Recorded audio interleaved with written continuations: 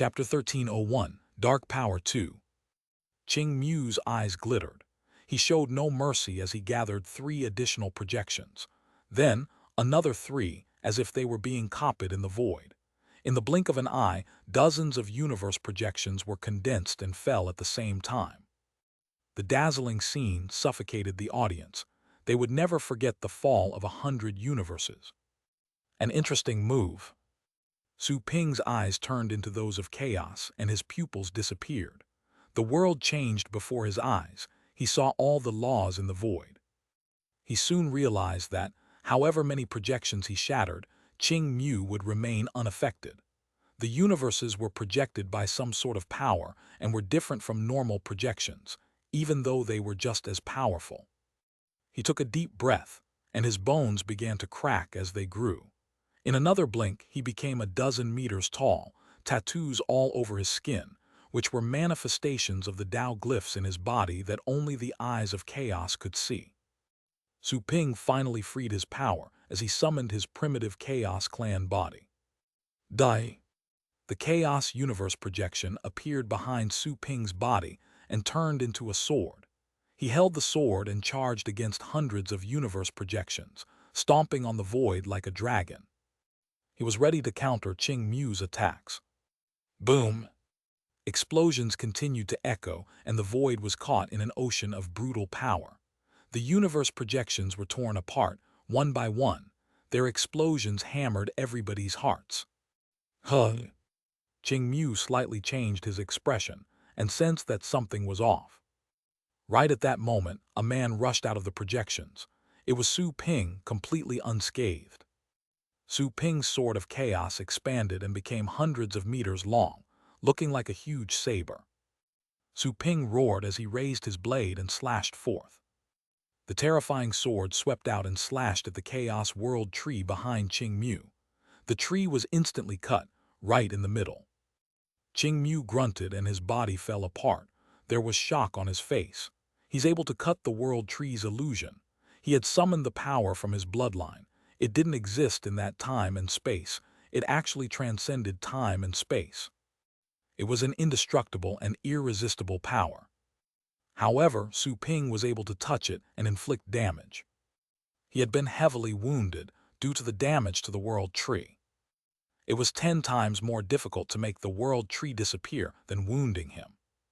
That's impossible. Everybody else was shocked to see that Su Ping had a way to damage the world tree, which seemed real but was actually a projection of Ching Mu's bloodline power and heart. In a way, it was unreal and intangible. What is going on? The elders were similarly bewildered. The young-looking senior who recommended Su Ping said with twitching eyelids, "I once heard that the only way to destroy such a projection is if the destroyer has personally seen the source of the projection. Could it be that he has seen the actual Chaos World tree?" I also heard something along those lines. Yan Huang was also shocked. Su Ping's performance exceeded her expectations. The big-headed child immediately shook his head. The Chaos World tree was destroyed. There's no way he's seen it. The other elders also thought it was impossible. The Chaos World tree was destroyed in the Chaos era. Everybody knew that. The tree's remains were even worshipped in many clans as treasures. Back in the battlefield, after the Chaos World tree was cut apart, Ching Mu's body suffered incurable damage. All the universe projections were destroyed. Su Ping clearly had the upper hand. The latter descended and looked at Ching Mu, whose cracked body was unable to recover. "Was that the first attack? There are 2 more. Bring it on." Ching Mu held his broken back and looked at Su Ping in shock. "How did you damage my bloodline's projection?" "Why do you think I could?" Su Ping found it strange. Ching Mu fell silent. That was Su Ping's secret. He couldn't pry further if the latter was unwilling to tell. "I don't know how you did it, but in terms of strength I lost," said Ching Mu. The Chaos Blast was his most powerful and destructive secret technique. The bombardment of 100 universe projections could destroy everything, even the average god kings. The fact that Su Ping had blown them up and damaged the world tree suggested that the latter's strength was extraordinary. "I said 3 attacks, but If you can resist this one attack, I'll admit defeat, said Qing Mu. Su Ping was surprised. It seemed that the last of the three attacks probably had to do with the world tree. He had inadvertently saved himself the time of dealing with that one. He happily nodded, all right. Qing Mu could only gnash his teeth upon seeing how the other man had readily accepted. He soon calmed down. A black substance began to flow from his eyes and nose, making him look rather twisted and evil. It's Tao Child Qing Mu's dark corruption. Wow, how disgusting. Is he the person I know? Get lost. What do you know? That's his secret technique. It is terrifying. I heard he was lucky as he looked around in the remains of gods. The remains of gods? Is that a forbidden place? I heard that Tao Child Qing Mu once traveled to that place and obtained some power from an ancient corpse. He looks disgusting right now, but whoever he touches will die. Many seniors explained the situation to the new students. Even the mentors wore solemn expressions. They knew of Qing Mu's power. The elders had even warned him to use that power sparingly. Not even god emperors had been able to figure out the source of that power. The moment he laid eyes on the black matter, Ping felt his heart race. There was also a strangely familiar sensation. He had seen such a technique before. Su Ping looked grim. After dealing with the universe bombardment, he thought that it was the truly fatal attack. Very soon, the black matter from Qing Mu's nose and mouth gathered above him, recreating his appearance. Then black matter Qing Mu suddenly charged at Su Ping. Su Ping instantly felt that the laws and paths around him were restricted, as if wary that ominous figure. Su Ping felt that his universe of chaos was also being suppressed. It sent little power into his body, and the transmission was no longer smooth. The dark thing's strange aura is able to suppress my universe. Su Ping was rather shocked. The dark Qing Mu was almost a bane to all god kings. Su Ping somehow sensed that there was a power wandering in his universe, like a root sprouting right from the soil. It was the power of tribulations. The power that Su Ping had gained after going through countless heavenly tribulations. He came to a sudden realization and knew why it felt familiar. The black matter was extremely similar to the weird hand he once saw emerge from the crack in the universe. The weird hand fought against the ancient corpse and then went missing. However, it seemed to share the same origin as that of the black matter. He didn't expect to encounter the same power in the Archean divinity. Killing intent surfaced in Su Ping's eyes. Does the weird hand from beyond the crack in the universe belong to an expert of this candidate's family? The chaos blade in Su Ping's hand transformed into a sword made of the power of tribulations, which was covered in sizzling lightning bolts. He suddenly slashed at Qing Mu's dark clone. Countless lightning bolts burst out at the same time. There was a boom. The dark Qing Mu was enshrouded by the lightning and suddenly exploded. Chapter 1302, The Lost Power 1. Qing Mu lost his cool and couldn't help but exclaim, "This is not possible." His dark power came from an ancient and forbidden land. It had been a marvelous weapon that never failed him since he obtained it. Even when he was defeated by other Tao children, it was due to his shortcomings and not the dark power. The dark Qing Mu clone was even trickier to deal with than his immortality bloodline. However, the ever-undefeated clone was destroyed by Su Ping. Aside from Qing Mu, all the other candidates were shocked to see this happen. Earlier on, they still felt unconvinced, but now they didn't know what to say about Su Ping. He had managed to cut the Chaos World Tree's projection, and the dark Qing Mu in ways they couldn't understand, accomplishing something that none other could. Was that the greatest power you were proud of? Su Ping looked at Qing Mu coldly after slaying the dark clone. The man was devoid of killing intent, so he didn't continue attacking. The battle had been a teacher. He found that his path of heavenly tribulations countered the creature from beyond the crack. That creature was somehow related to Qing Mu, but instead of asking him directly, he chose to find more information through the elders. If the creature beyond the crack was indeed related to Qing Mu's family, Su Ping would expose his weakness for others to take advantage. Qing Mu was sobered up by Su Ping's mockery but then remained stunned for a moment. In the end, he refocused his attention and glanced at Su Ping. "What was the power you just used?" "You don't deserve to know," replied Su Ping. Qing Mu was speechless, but he also knew that it was probably Su Ping's trump card, who would reveal details of their trump cards. He wasn't angry by the reply. He said peacefully, "I lost. You're strong enough to challenge the Dao children and beat them even. Good luck." Seeing how casual he was, Su Ping raised his eyebrows and asked, "Was the power you just used a core secret technique of your family?" Qing Mu glanced at Su Ping.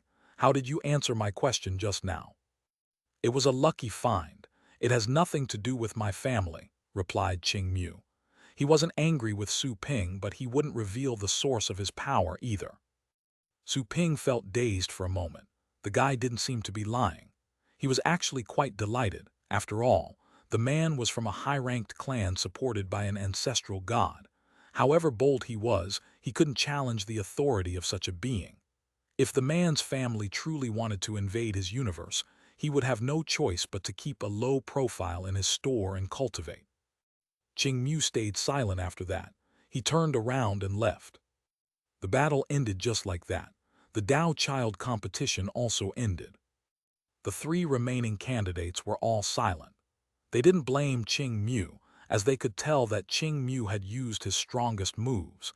It had to be said that Su Ping was more extraordinary than expected.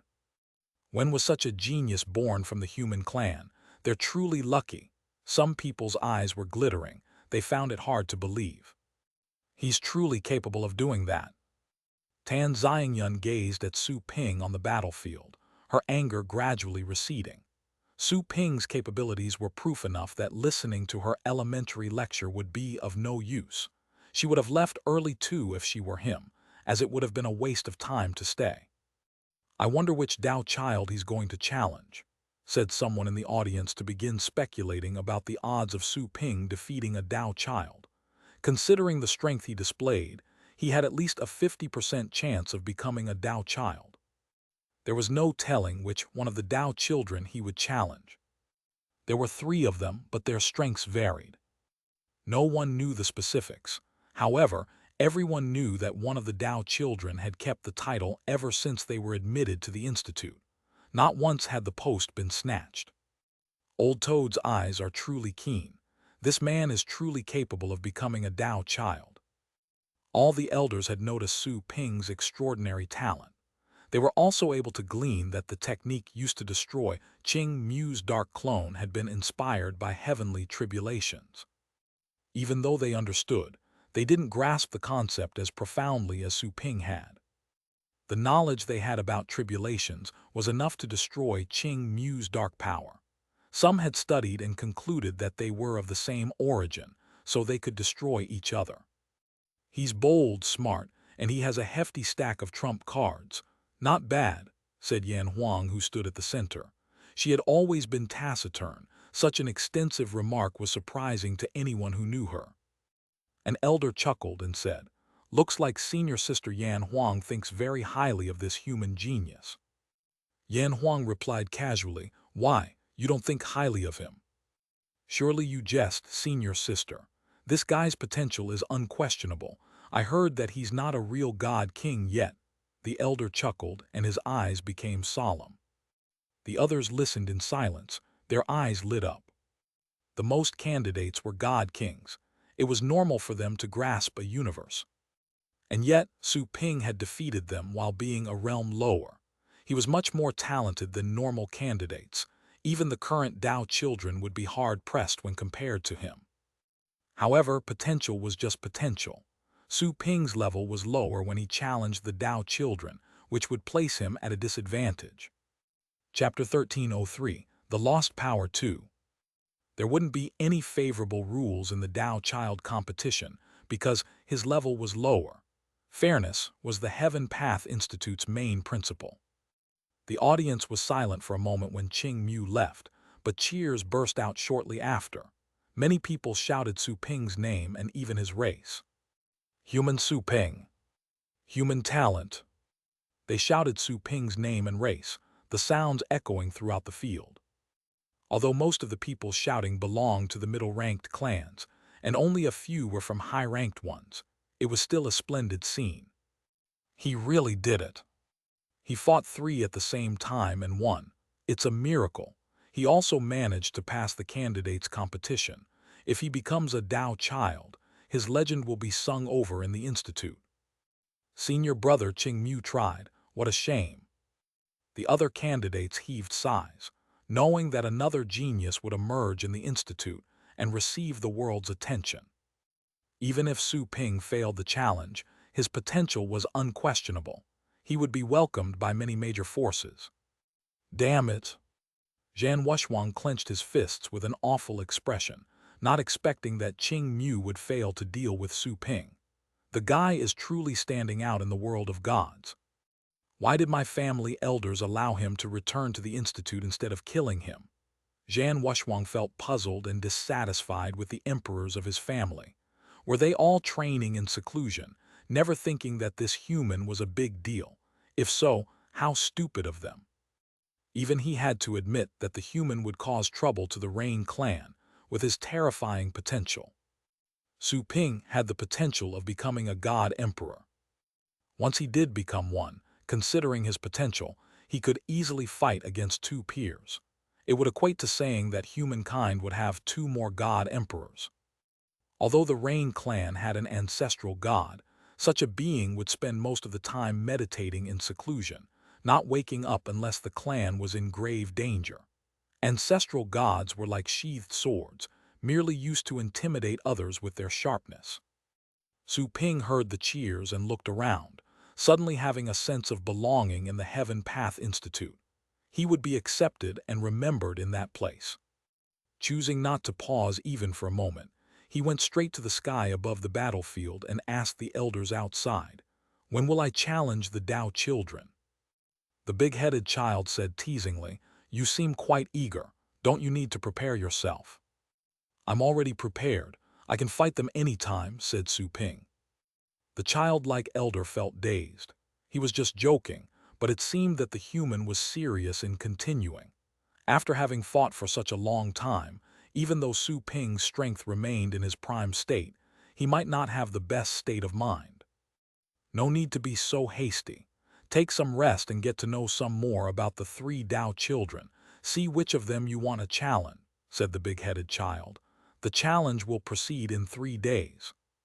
I have to wait for 3 more days." Su Ping frowned a bit, but he could only accept the arrangement. "All right then." The child elder shook his head with a smile, seeing the human's reluctance. The choice was made purely for Su Ping's sake. After all, 3 days might not be enough for him to know enough about the 3 Tao children. "You can spend this time at my place," said the young man with a smile. Su Ping glanced at him and nodded. "All right, thank you, elder." The young man smiled and waved goodbye at the others. Then, he tore the void and led Su Ping out of the oceanic universe of clouds. He'll probably tell him every last secret of the 3 Tao children. One of the elders couldn't help but smile. Old Chan loves humans. Besides, this guy has extraordinary potential. It's only right to give him a hand, said Yan Huang casually. Then she turned around and faded away. As if taking it as a cue, the others smiled and left respectively. It's time to inform the Tao children who have been training in seclusion. They haven't felt any pressure in a long time, mumbled the big-headed child with a teasing smile. Su Ping soon returned to the Toad-Fish Palace with the young man. As they made their way over, the young man pointed casually. "That's the Tao Monument. If you want to study it, you can go there whenever you wish." Many students were sitting around the monument. It was the black monument that Su Ping had seen during his first visit. "Thank you, Elder," Su Ping nodded, although he wasn't planning on going there. He had yet to work on parsing the original Tao glyphs in his body. The monument wouldn't be necessary. The young man didn't insist, noticing that Su Ping wasn't interested. He simply said, "The Institute's 3 Tao children are Qian Hong, Shen Mo, and Chen Zai. Qian Hong is the strongest of them. As for the other 2, I suggest you challenge Chen Zai. He was the Tao child who defeated Qing Mu and is the weakest of the three. But that's just relative. He is definitely much stronger than Qing Mu. Su Ping understood that the guy was passing him notes. He made note of this and said, "Thank you for the recommendation, Elder." "That's all right." The young man waved a hand unconcernedly. "I will provide you with information about Chenzai. Better study him carefully. Don't be careless. He's been a god king for years and you're not even one yet. This major level gap is hard to solve. I don't know how you condensed a universe, but you definitely had your own luck. There have been geniuses who condensed small universes before becoming god kings, but they weren't as strong as the real god kings." "Yes." Su Ping nodded. They soon entered a side palace where an energy array was established. The divine power was so abundant that Su Ping felt as if he were again inside one of the divine eyes. He felt he could break through at any moment when the divine power entered his body. He held back the urge, though, as he didn't really want to improve his level just yet. His current power enabled him to suppress and kill many god kings, even though he was only an ascendant. Instead of breaking through, Su Ping was more interested in the cultivation of his small universe. According to the Chaos Star Chart, he was aiming for the Tao Heart State. The oceanic universe of clouds he had experienced earlier gave him an idea for his next direction. "You may cultivate here in the coming days. I'll give you some presents later," said the young man. Su Ping quickly offered his thanks. He then remembered Qing Mu and asked curiously, "Elder, do you know where Qing Mu obtained the dark power he used in the end?" The young man was not surprised. He chuckled and said, "Qing Mu got it from a forbidden area inside an ancient corpse, but I don't know the details. Still, the power is unique. I have a rough idea about the source of such power. It doesn't belong to this age and is already lost." A lost power? Su Ping was stunned. According to ancient records, and in the notes left by ancestral gods, a great war took place in the Age of Chaos. One of the forces in the war harnessed such power. The young man chuckled and continued, "However, those existences disappeared along with the mythical creatures from that age. They are no more." A power from the Age of Chaos. Su Ping felt dazed. He remembered the black hand reaching in from beyond the crack in the universe. Could it be a creature from the Age of Chaos? "Elder, is there any possibility for any of those creatures to survive?" Su Ping couldn't help but ask. The young man shook his head. "It's uncertain, maybe, maybe not, but nobody has found anything yet." "Why? Did you encounter any god using that kind of power?" Su Ping's eyes glittered. In the end, he didn't mention a thing about the universe he came from. That was his greatest secret anyway. "If you want to know more about those existences, I'll ask someone to gather information for you. You'll be free to have a look after you challenge the Tao child," said the young man to Su Ping. "Thank you very much, Elder," said Su Ping quickly. The other said rather helplessly, "Better focus on challenging the Tao child for now." Chapter 1304, Wisdom of the Universe 1. "Okay." Su Ping nodded. Although confident, he would not underestimate the Tao children. After all, they were the top geniuses in the Heaven Path Institute, and the three of them were actual god kings. Then the young man transmitted the information about Chen directly into Su Ping's head. "Time here flows at a different speed here. You may cultivate here for 100 days without being disturbed. If you feel the need to, I can let you enter my universe, where you may cultivate 300 days at most," said the young man to Su Ping. "Thank you very much," said Su Ping quickly. "How may I call you, Elder?" "Just call me Chan Gong," replied the young man with a smile. Elder Chan Gong. Su Ping nodded and remembered his name.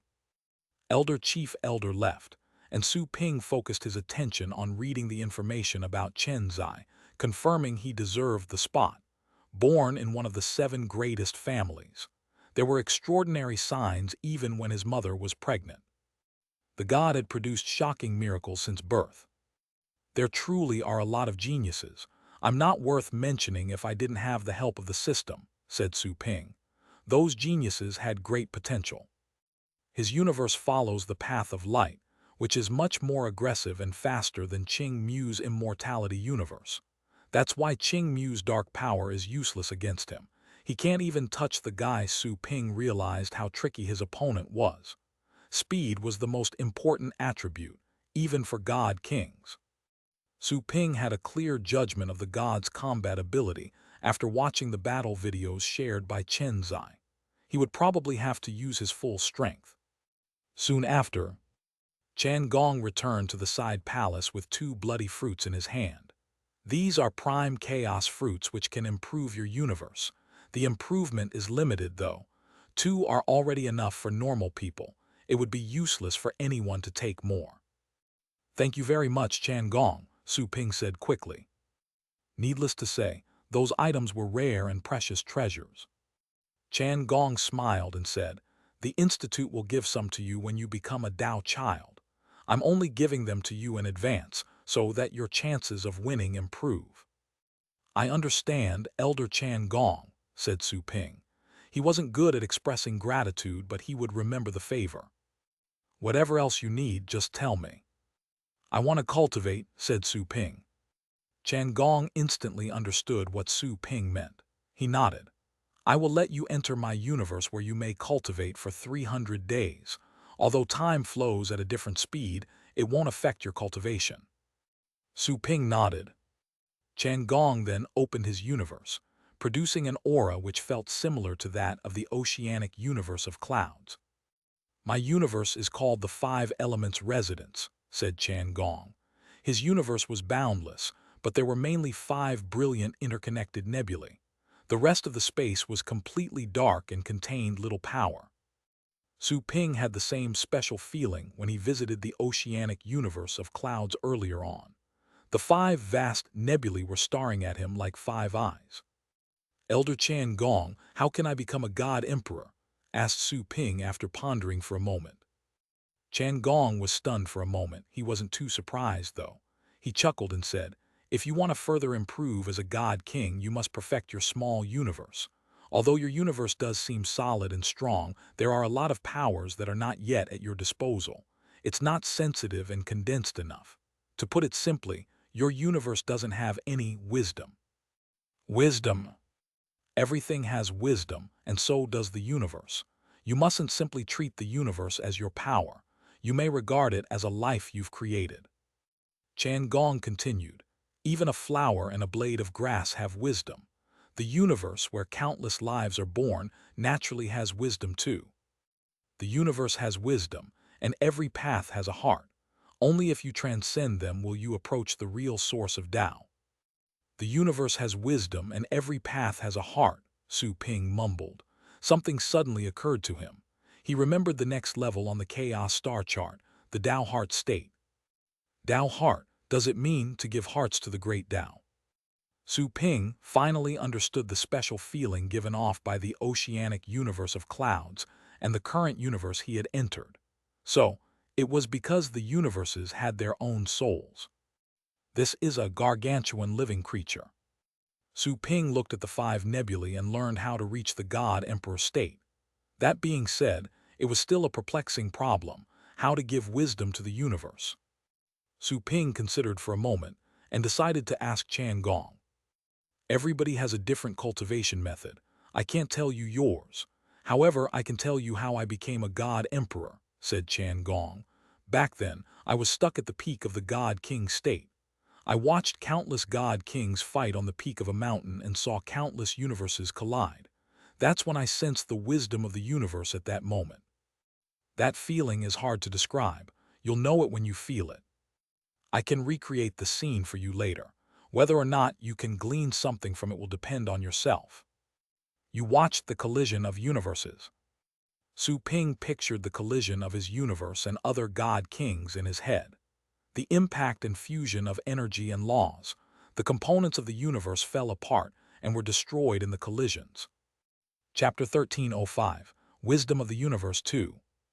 Su Ping seemed to have gained a vague inspiration. Huh? Chan Gong stared at him in a daze, noticing that Su Ping was deep in thought. Is it possible that Su Ping already felt something just because of my enlightenment? The idea baffled the mind. If that was the case, his talent was truly shocking. He didn't interrupt Su Ping and simply waited in silence. A long time later, Su Ping came out of his meditative status and shook his head regretfully. It didn't work. Chan Gong was somehow relieved. If Su Ping figured out how to become a god emperor just with a few words, not only would he be a monster, but an incomprehensible existence. He said, "There's no need to rush into things. You have to be in the most natural state during your cultivation. If you're too hasty, you might not become strong enough, even if you do advance to the God Emperor level. Universes are different, and so is their wisdom. I hope that you'll find wisdom suitable and powerful enough for you." "Thank you for your advice, Elder Chan Gong. Take these 2 prime chaos fruits. Call me if you need anything," said Chan Gong. Su Ping thanked him again and ate the 2 fruits. He soon detected that the 2 fruits melted and turned into some sort of power, which seeped into his universe of chaos and nurtured its components, making it more compact. "I don't think 2 are enough." Su Ping noticed that part of his inner universe didn't receive any nourishment from the fruits, and their power had already been used up. "I should ask for more after I become a Tao child," Su Ping thought. He placed the idea on hold for the moment.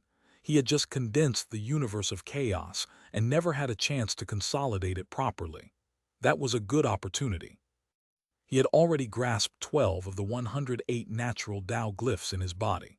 They had been naturally parsed after he condensed the universe of chaos. He was able to grasp Tao glyphs faster when he condensed the universe. The previously arcane Tao glyphs became easy to understand with the universe of chaos as a frame of reference. Everything was much easier. "I'll be able to harness the true power of the primitive chaos clan once I parse all the natural Tao glyphs in my body. According to the Golden Crow Elder, my body will be as strong as that of an ancestral god." Su Ping's eyes glittered. He had to become stronger as fast as possible to upgrade his store. He didn't want to waste time on the candidates' competition because he was arrogant, but because he wanted to resurrect the little skeleton as soon as possible. While staying in the 5 Elements residence, Su Ping gradually focused his attention on his body, and the sealed natural Tao glyphs resurfaced. He started parsing them one by one. Time flew. 300 days passed in the blink of an eye. This kid has an abundant chaos bloodline in his body, which seems to carry Tao glyphs. Chan Gong noticed Su Ping's special nature and was shocked. He was undoubtedly one of the best with such bloodline. It was even more terrifying than that of some of the honorable gods. Only the ancient chaos creatures carry Tao glyphs in their bodies. Not even high-ranked gods can do that. They can only activate their ancestral god's bloodline, but it doesn't compare to Tao glyphs. Su Ping left a deep impression on Chan Gong, who wasn't deliberately probing into Su Ping's secrets, but he still felt how extraordinary the human was.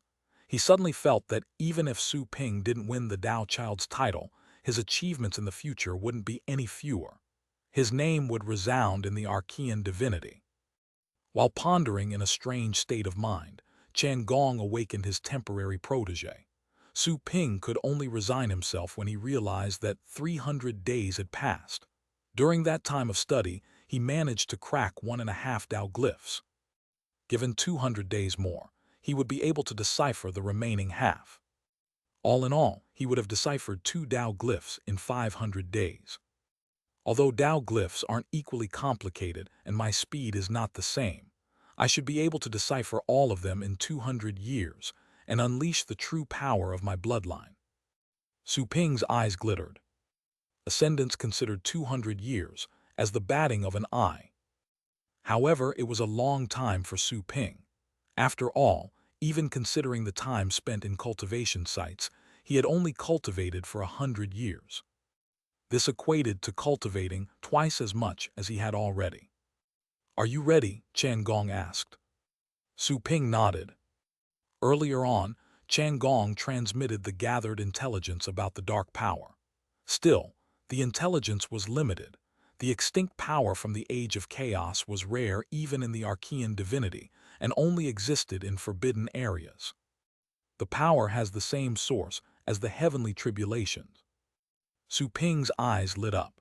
He vaguely had a guess, but to confirm it, he would probably have to go to the Golden Crow world and seek answers there. He sobered up after his pondering and left with Chan Gong. The pair left the Toad Fish Palace and soon returned to the Elder's main castle. All the Elders had arrived. Aside from them, other candidates were present, including Qing Mu. 2 new candidates were present. They had not been there before. Not all candidates were present in the previous challenge. Some were training in seclusion. They were informed, but neither came out, which was essentially seen as them giving up the challenge. Chan Gong explained to Su Ping telepathically. Once the matter was understood, Su Ping nodded.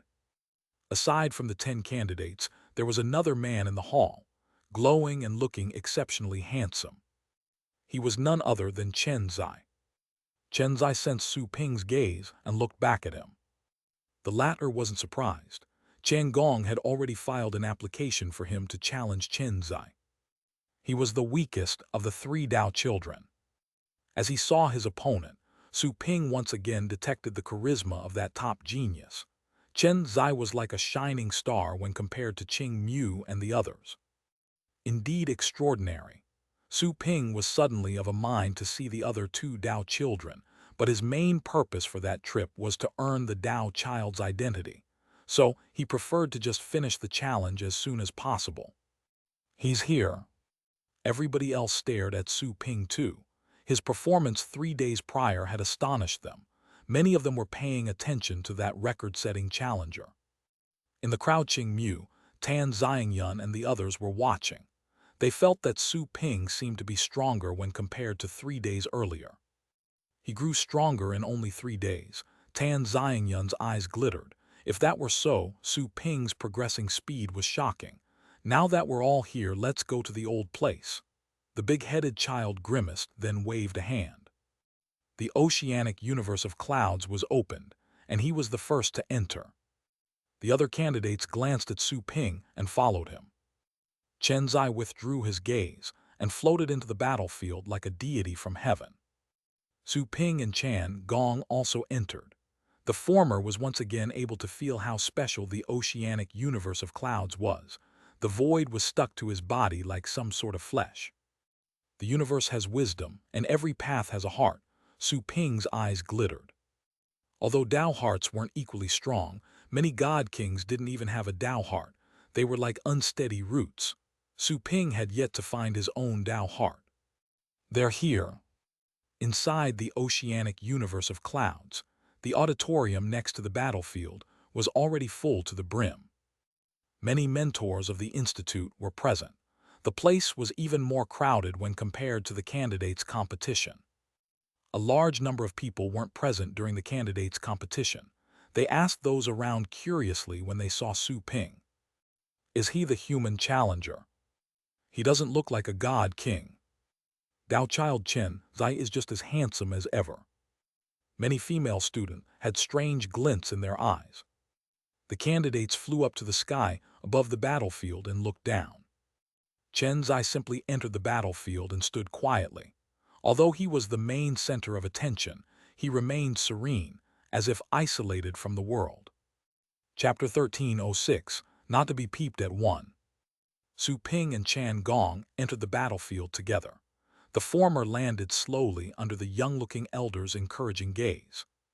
The previously noisy battlefield fell quiet with the human's arrival, like someone pressing the mute button. Everybody stared at the 2 unparalleled geniuses. One of them was a Dao child and a prince from one of the 7 greatest families, while the other was a human genius who had recently become notorious for angering the Rain clan. The silence gradually felt depressing. Chen Zai observed Su Ping in silence before he opened his mouth shortly after. His voice was warm and instantly diffused the intense atmosphere. I heard that you defeated Qing Mu and cut his Chaos World tree. It was so, right? I heard that you also defeated him, said Su Ping. Outside of the battlefield, Qing Mu was speechless. Just start fighting already. Why'd you have to keep bringing me up? Chen Zai said with a casual smile. They said that you're extremely arrogant. I thought you would pick Qian Hong or Shen Mo. However, you picked me in the end. Looks like you're also careful and cautious. Not all rumors can be trusted. It's said that you're the weakest of the three Dao children. It's only natural that I would choose you, don't you think? Said Su Ping. Chenzai pondered for a moment and said, understandable. Good. The two talked like old friends. The audience was rather shocked, as they didn't look like two people ready to fight. Then you must have gotten your hands on some information about me. Any solutions? Chenzai asked again. Su Ping nodded. I have never tried it yet. I hope it'll work. Let's do it then. Chenzai added. I also hope to find out what kind of power is able to cut the power of condescension. His body started radiating ivory light while he spoke the last sentence, and a silver universe appeared behind his back. He instantly disappeared, then reappeared in a flash, right in front of Su Ping. Bang! Su Ping's pupils contracted and he took action in a hurry. However, an enormous force struck his chest, followed by excruciating pain. He instantly felt he was flung back.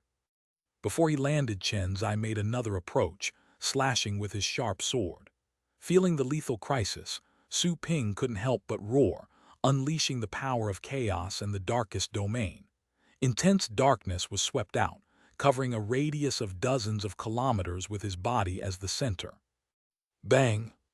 The next moment, Su Ping fell out of the darkness region and didn't stop until after rolling dozens of times. It all happened in a blink.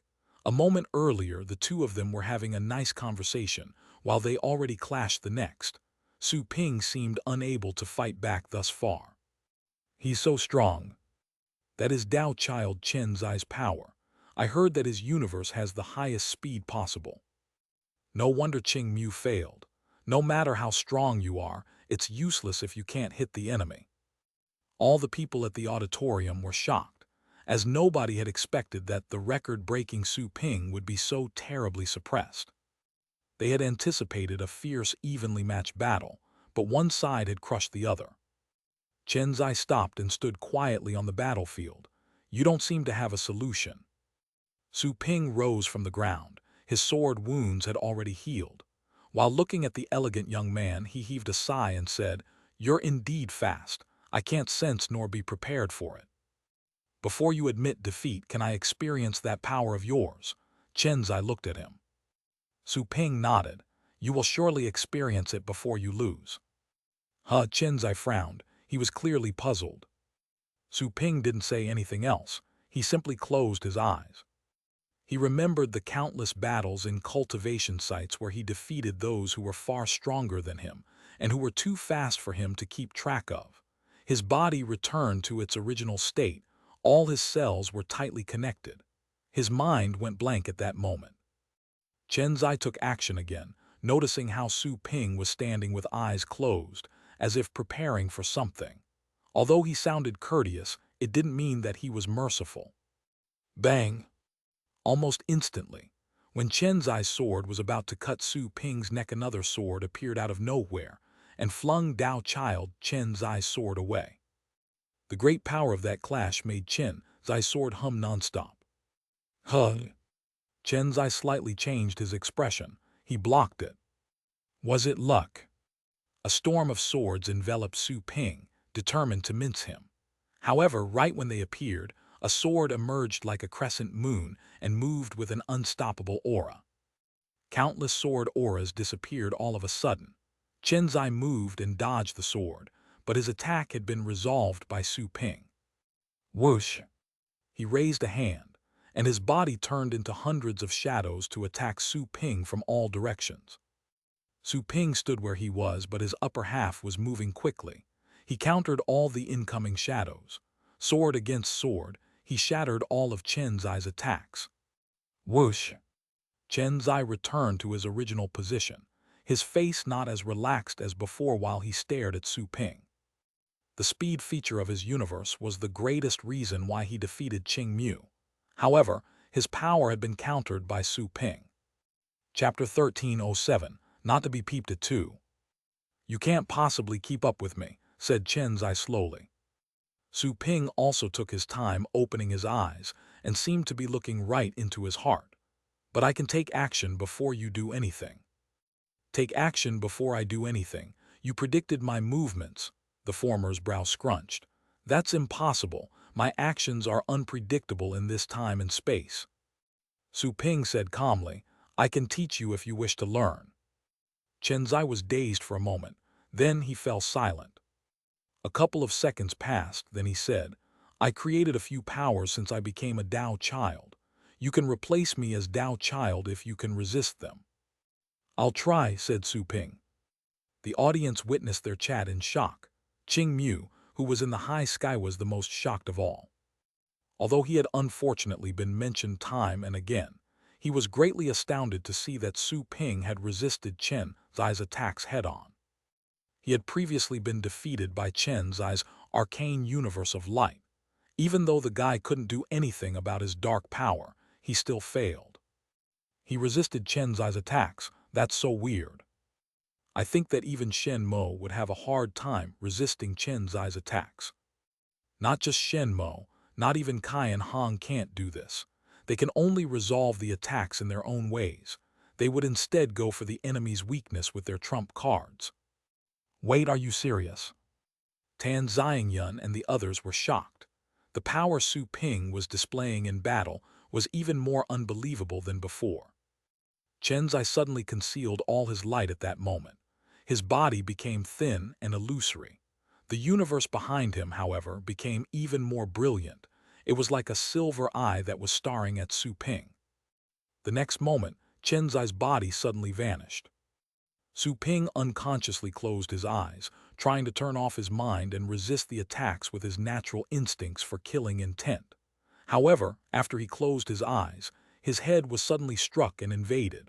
Meanwhile, Su Ping saw Chen Zai inside his head. The man had directly invaded his consciousness.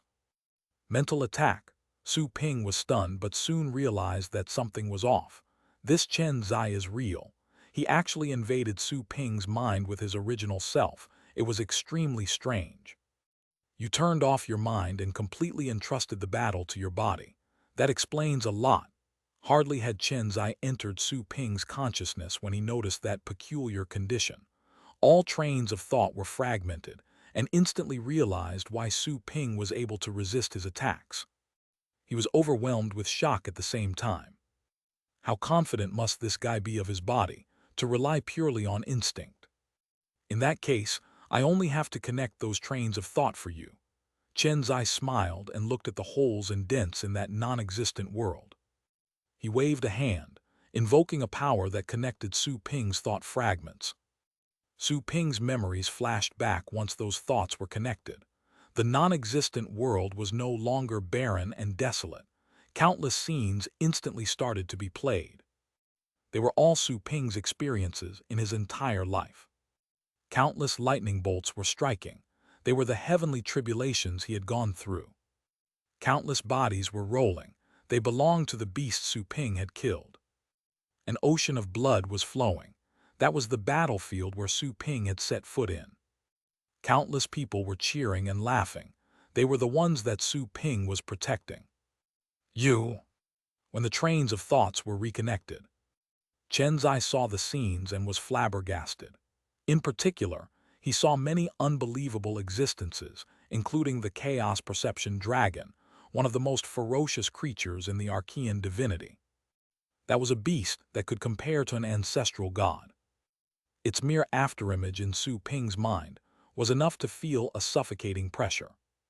In addition, he also saw countless hellish scenes. Are they part of the training this human being has gone through? Splash! All of a sudden, his heart raced, and he sensed that an extremely terrifying power had locked onto him. There seemed to be a pair of cold and heartless eyes, looking down at everything. After a boom, Chen Zai fell on his knees. Then he was gone, kicked out of Su Ping's mind. Chen Zai returned to the battlefield. He was still on his knees, sweating and breathing heavily, as if exhausted. He was trembling with fear. It seemed that he was still dwelling on some horror. The unexpected scene shocked them all. The field was so silent that everyone could hear a pin drop. The elders, including Chen Zai, were caught unaware. They could guess which technique was being used by the Tao child when he disappeared. It was quite the tricky move. Even they would be hard-pressed if he grew up to their level. After all, invading another person's mind with his physical body was not a mental confrontation, and Chenzai had overwhelming advantages. He could directly destroy his opponent's consciousness. Losing your consciousness was tantamount to death. That is, unless the opponent sealed his consciousness and hid it elsewhere at the moment of invasion. That was the only way they could survive. What is going on? The big-headed child was rather curious. The whole thing happened in the oceanic universe of clouds, but he didn't feel a thing. The explanation was that Chen Zai's disappearance from his universe and entering directly into Su Ping's mind, which he couldn't detect. Yan Huang, the pretty girl, furrowed her brow. She was also shocked by the scene. Being an honorable and proud Dao child, why would he kneel before anyone? However, that scene was real. Su Ping came back to his senses and looked at Chen Zai, who was trembling on his knees. The man no longer looked like an unparalleled genius. He couldn't help but feel sorry for him. To be honest, he didn't really hate the guy. They had no prior grudges. It was just a competition for a title. At least Su Ping thought of it that way. However, such an ending seemed too miserable for the Dao child. Alas, he only had himself to blame. It was all because of his stupid technique. System, that was too domineering. To frighten him like this when he just peeped at you, Su Ping said in his heart. He naturally knew everything that was happened in his mind. Chen Zai's wretched appearance was caused because he saw the system in Su Ping's mind. What surprised Su Ping was that the system's power was beyond his understanding. It had wrecked and left an unforgettable experience on that God-King talent, just through his mind. I'm not to be seen or heard about, said the system casually and smugly. Su Ping didn't know what to say. The guy was the epitome of an expert peeper. It just so happened that the unlucky bastard invaded a place the peeper often visited. It was like asking to be killed. You didn't ruin his brains, did you? Asked Su Ping in his heart. I only erased things he shouldn't have seen, said the system. Chen Zai's consciousness seemed to have returned just then. He suddenly raised his head as if having just woken up. He turned white as a sheet when he saw Su Ping's face. He was terrified. He flashed thousands of meters away to put some distance between them. Su Ping felt sympathetic when he saw how distraught the man was, like a scared rabbit. The man had reigned as a charming Dao child, until that public humiliation took place. He only wanted to send him warm regards. Are you all right? Are you all right? Are you all right? Are you all right? Who, where are you from exactly? Chen Zai gritted his teeth and held back his enormous fear, but there was a lingering fear in his eyes when he looked at Su Ping. He had been so thoroughly traumatized just then that he was instinctively scared of that human. Still, his Dao child status kicked in. He would have suffered a meltdown and turned into an idiot if he were anyone else. Hush, Su Ping hurriedly made a mouth-zipping gesture. Watch your mouth. Chapter 1308, Dao Child 1. Chen Zai's expression changed quickly. He was forgetting what he saw moments before. He was also feeling how fast it was happening. Some sort of power was affecting his mind and memories, which frightened him. He didn't feel an invasion of his mind. However, the fatting of his memories was obvious. Everything he had seen about his opponent was disappearing at a fast rate. He's not from this world. Damn it.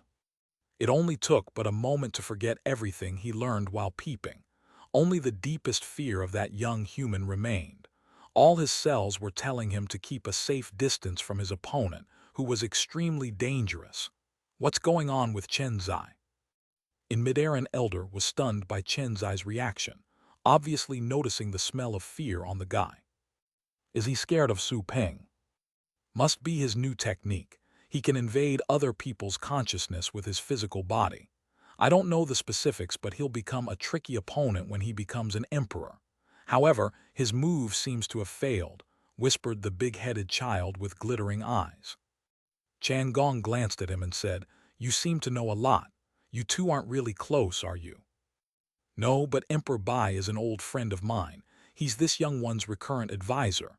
The big-headed child grimaced. Why isn't Emperor Bai here? He's been training in seclusion. You know he's long been aiming for the ancestral god breakthrough and he never gives up, the childlike elder chuckled. This young human carries too many secrets, even I can't see through him. I wonder whether this is a blessing or a curse for the Heaven Path Institute, said an old man. Yan Huang frowned. What do you mean? He's had a lot of fateful encounters from unknown sources. I don't know if they're any good, said the old man. Yan Huang smiled casually with pride in her eyes. His greatest opportunity was joining the Heaven Path Institute.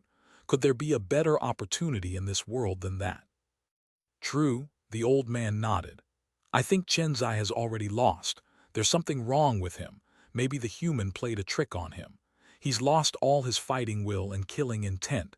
Only fear remains. He can't defeat his opponent like this. We'll ask him to tell us more about it when the battle is over. Chenzai loses and Su Ping, a human being, becomes the new Dao child. What a day, remarked the big-headed child. Chen Gong chuckled. I hope you won't be petty. Having attained the title, he'll be qualified to enter the ancestral god's land. I wonder if the ancestral gods will like him. In any case, he'll rise and become a powerful emperor from this institute. Even though the battle was still in progress, everyone could tell that Chenzai didn't stand much chance of winning. He was reeking of fear. Even his sword was trembling. How could he possibly win? Do you have other moves? Asked Su Ping while Chenzai kept moving backwards. Chenzai trembled instinctively because of Su Ping's voice. He soon realized that, but he couldn't remember why he was scared of the human. Anger rose in his heart, but aimed at himself. A Dao child was scared by someone of that level. No, it wasn't exactly a peer, because Su Ping was at a major realm lower than him. Such a fact made this even more unforgivable. However, even though angry, he found it possible to contain his fear, which was beyond the mental level. His body was shaking uncontrollably. Why is this happening? Chenzai's heart was full of questions. Gritting his teeth, he decided to attack again. Bang! This time he activated the power of his small universe and unleashed his constitution. His body grew and became a 20-meter-tall giant when he appeared in front of Su Ping and launched a slashing attack. His sword was so large it was as long as Su Ping's height. The attack was abrupt. Su Ping didn't hold back either. He unleashed the universe of chaos and fused it with his body. Then, using God's arrival, he released 70% of his power. After a boom, his cold sword illuminated the sky and split the void apart. Along with a piercing scream, Chenzai's sword was broken and his body was torn apart. Su Ping appeared next to Chenzai. He couldn't help but shake his head as he looked at the wounded opponent. Fear had significantly affected Chenzai's speed and strength. He was no match for Su Ping at all. Even Qing Mu, whom he had defeated once, could very likely beat him in that condition. It was all caused by the system's deterrence. Su Ping lost interest. He instantly said, "Take this attack." Time was reversed, and the strength that Su Ping had just exhausted returned to his body. He was restored to his prime status, which was one of the benefits of mastering the secrets of time. He could stay in his peak state indefinitely. Even if he was too exhausted to recover by revering time, he could borrow his own power from another time and space. Bang! His second attack was launched with full strength. The terrifying sword was swept out furiously, as if a torrent of chaos was moving in a random fashion. Chenzai, who had just healed his body, was shivering. It was possible to block the attack if he used all his strength to counter, but his fear prompted him to pick a defensive position. The next moment, his body was drowned in the sword auras. Chapter 1309, Dao Child 2. A long while later. Once the sword auras were gone, everybody found that Chenzai was nowhere to be seen. There were only pieces of flesh scattered across the void, trying to reassemble. Su Ping watched in silence but didn't stop. After Chenzai's flesh was reconstituted, Su Ping finally asked, "Do you want to keep fighting?" Chenzai wore an awful expression. Su Ping's words pierced deep into his heart like sharp needles. He felt humiliated, but the dread in his heart made him realize he would lose even if he kept fighting. His rationality tried to figure out why Su Ping had planted such an intense fear in his heart. But still, he couldn't find any clues, which made him feel frustrated. After a long silence, Chenzai slowly opened his mouth. "I lost." The audience was shocked by that answer. Although they could tell that something was wrong with Chenzai, they didn't expect him to admit defeat. Many of them didn't even understand the battle. They thought that Chenzai could still fight it out. After all, he was still alive. Although losing at the moment, there was still a chance to turn the tables. However, he admitted defeat. Did the two of them already fight in their peak status? Nan. The mentors mingling in the audience frowned, noticing the strangeness of the situation. Chenzai was obviously scared of Su Ping. He had also knelt before the human after suddenly disappearing. No one knew what happened. Not even the mentors could understand. Still, Su Ping came out triumphant after the clash when the Tao child disappeared. The sword in Su Ping's hand was gone. The moment he admitted defeat, Su Ping dispelled his fighting mode and his body recovered its human form. That mind invasion was quite dangerous, but I like it. Can you teach me later? Dazed for a moment, Chenzai looked at Su Ping with a conflicted expression. I seem to have lost some memories. It's because of you, right? More or less. Su Ping didn't give a definitive answer. The system was part of him. Figures. Chenzai heaved a sigh and accepted the result. The ultimate skill he had just developed was rendered useless by Su Ping. Failure was understandable. His speed enhanced by his small universe was not enough to beat the human who fought with his battle instincts. His two best methods were useless. He was doomed to lose the fight. I heard that you cut Qing Mu's Chaos World tree. Can you teach me that move? Said Chenzai. Su Ping smiled. All right. Chenzai was stunned. Su Ping's willingness to share came too easily. He suddenly found that human being less annoying. He asked, aren't you afraid that I'll pick it up? I'd worry if you can't pick it up. Su Ping smiled and said, all skills should be taught. It's boring if they die with you. Chenzai glanced at him with a strange expression. He didn't believe that Su Ping was a fool who didn't understand the importance of keeping special skills to oneself. Still, it was clear to see that the latter had a special kind of confidence and an open attitude. He suddenly grew curious about humans as a race. He had never paid them attention in the past. Are all humans like this person? I robbed you of your Tao child identity. You won't blame me, would you? Asked Su Ping. Chenzai slightly shook his head. I failed because I'm weaker. I have nothing to say. I will earn back the identity I lost today. The Heaven Path Institute doesn't need garbage hogging the titles. That's good, Su Ping nodded. Although he wouldn't mind, even if the man hated and retaliated against him, he would rather not make more enemies for humankind, not after provoking the Rain clan. After all, Chenzai was from one of the 7 greatest clans, which were even more powerful than the Rain clan. The reason being, they had more than one ancestral god. For that very reason, the other high-ranked clans had to think carefully if they were to confront the 7 greatest clans. They could be wiped out if they truly started war. The Tao Child challenge is over, said the childlike elder. His voice echoed throughout the oceanic universe of clouds. I hereby announce that Su Ping will be the new Tao Child of this institute from today onwards, and he will enjoy the pertinent privileges. Those who disagree may issue a Tao Child challenge.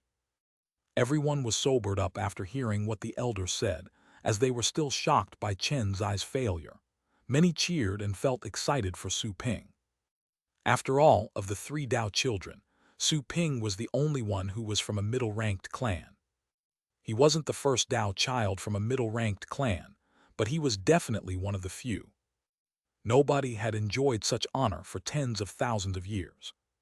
Many students from middle-ranked clans were excited by this. He didn't just represent humanity, but also the other middle-ranked races. Congratulations. Gong approached Su Ping with a smile. The latter felt grateful as he noticed the delight in the elder's eyes. He quickly said, thank you for your help, Gong. You have yourself to thank, Gong smiled. The coldness on Yan Huang's face faded somewhat. She said calmly, "Feel free to come to me for help. I'm good at attacking. I can tell that your battle style is similar to mine. Come to me later and I'll help you improve." "Thank you, Elder." Su Ping cupped his hands gratefully. "Not bad, not bad. You are a big surprise. This is history in the making. I hope you'll keep it up," said another old man with a smile. "I'm good at refining items. Kid, come find me if you're interested in such matters," said a middle-aged man who was rather brawny. His voice sounded quite mature. Su Ping nodded quickly. All the elders left after talking to him, leaving Chan Gong and the big-headed child. "Since you're so close, why don't you tell him about the Dao Child title?" said the big-headed child to Chan Gong. Chan Gong smiled. "All right." He was about to take Su Ping back to the Toad Fish Palace. Su Ping turned around and said to Chenzai, "We'll talk later." "Okay." Chenzai nodded peacefully. Chan Gong looked at him in surprise, not expecting the guy to be so relaxed after his defeat and losing the title. He didn't ask further and simply led Su Ping away. All eyes followed as the pair disappeared from the oceanic universe of clouds.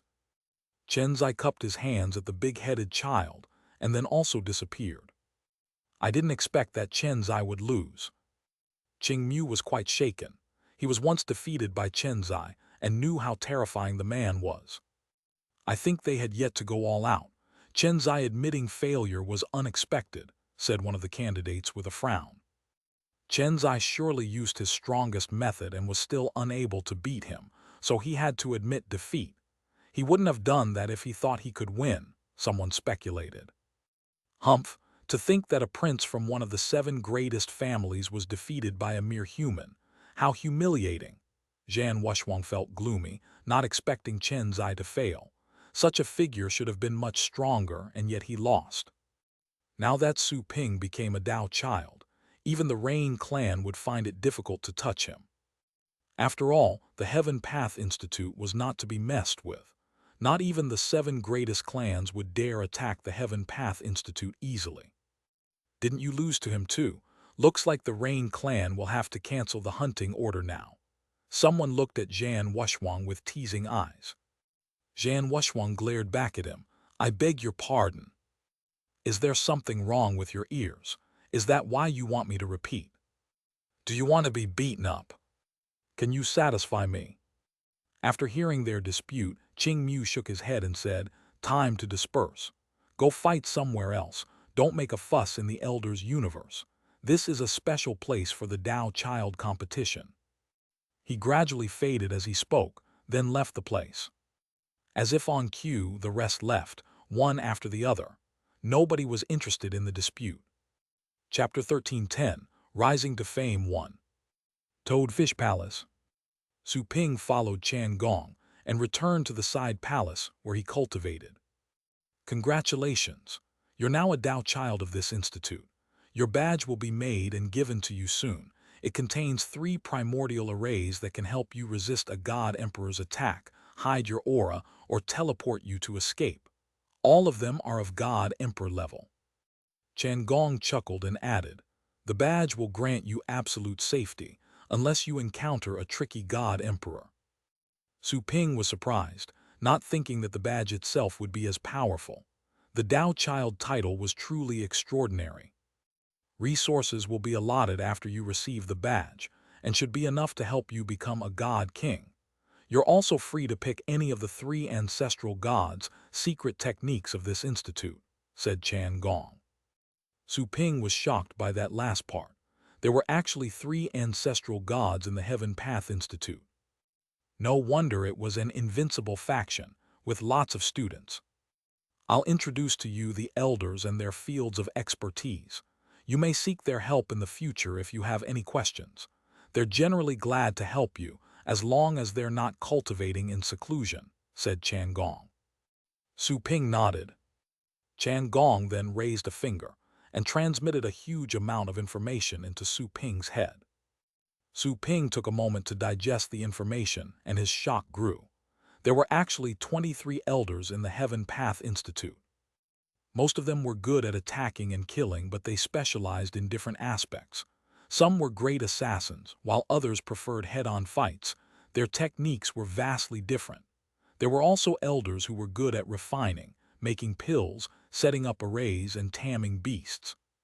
All those elders were very popular in the Institute because of their special skills. Su Ping was amazed by the Heaven Path Institute's power. He said to Chan Gong, "Elder Chan, I have a favor to ask of you. I wonder if you could help me." "Tell me about it," Chan Gong chuckled. "I came across a fragment of the God's world by chance. It's inhabited. However, they were left in the void on that broken piece of land. All of them are eager to return home. I wonder if the elders could help recover that piece of land," said Su Ping. "A broken piece of our land." Chan Gong was clearly surprised. The God's world is indestructible. How can there be a fragment floating somewhere out there? How did you find it? Your universe is powerful enough. Why didn't you pull them into your universe to bring them here?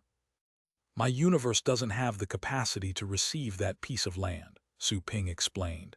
"That land was broken when the God's world was invaded. The God's world was eventually reassembled, but that fragment was left out.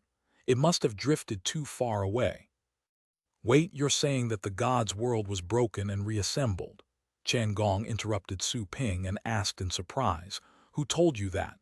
That is absolutely outrageous. Even if you are a Tao child now, you shouldn't say things like that easily." Su Ping felt dazed after seeing the elder's solemn expression. Although the matter was a secret, Chan Gong was a god emperor and should be powerful enough to know about it. Also, he was a Tao child now. It was unnecessary to keep that matter a secret. "Elder Chan, may I ask how long you've cultivated?" asked Su Ping prudently. Stunned for a moment, Chan Gong calculated quickly and said, "I reckon it's more than 300,000 years. I should have heard about it if it did happen in the past." Su Ping blinked. 300,000 years was indeed a long time.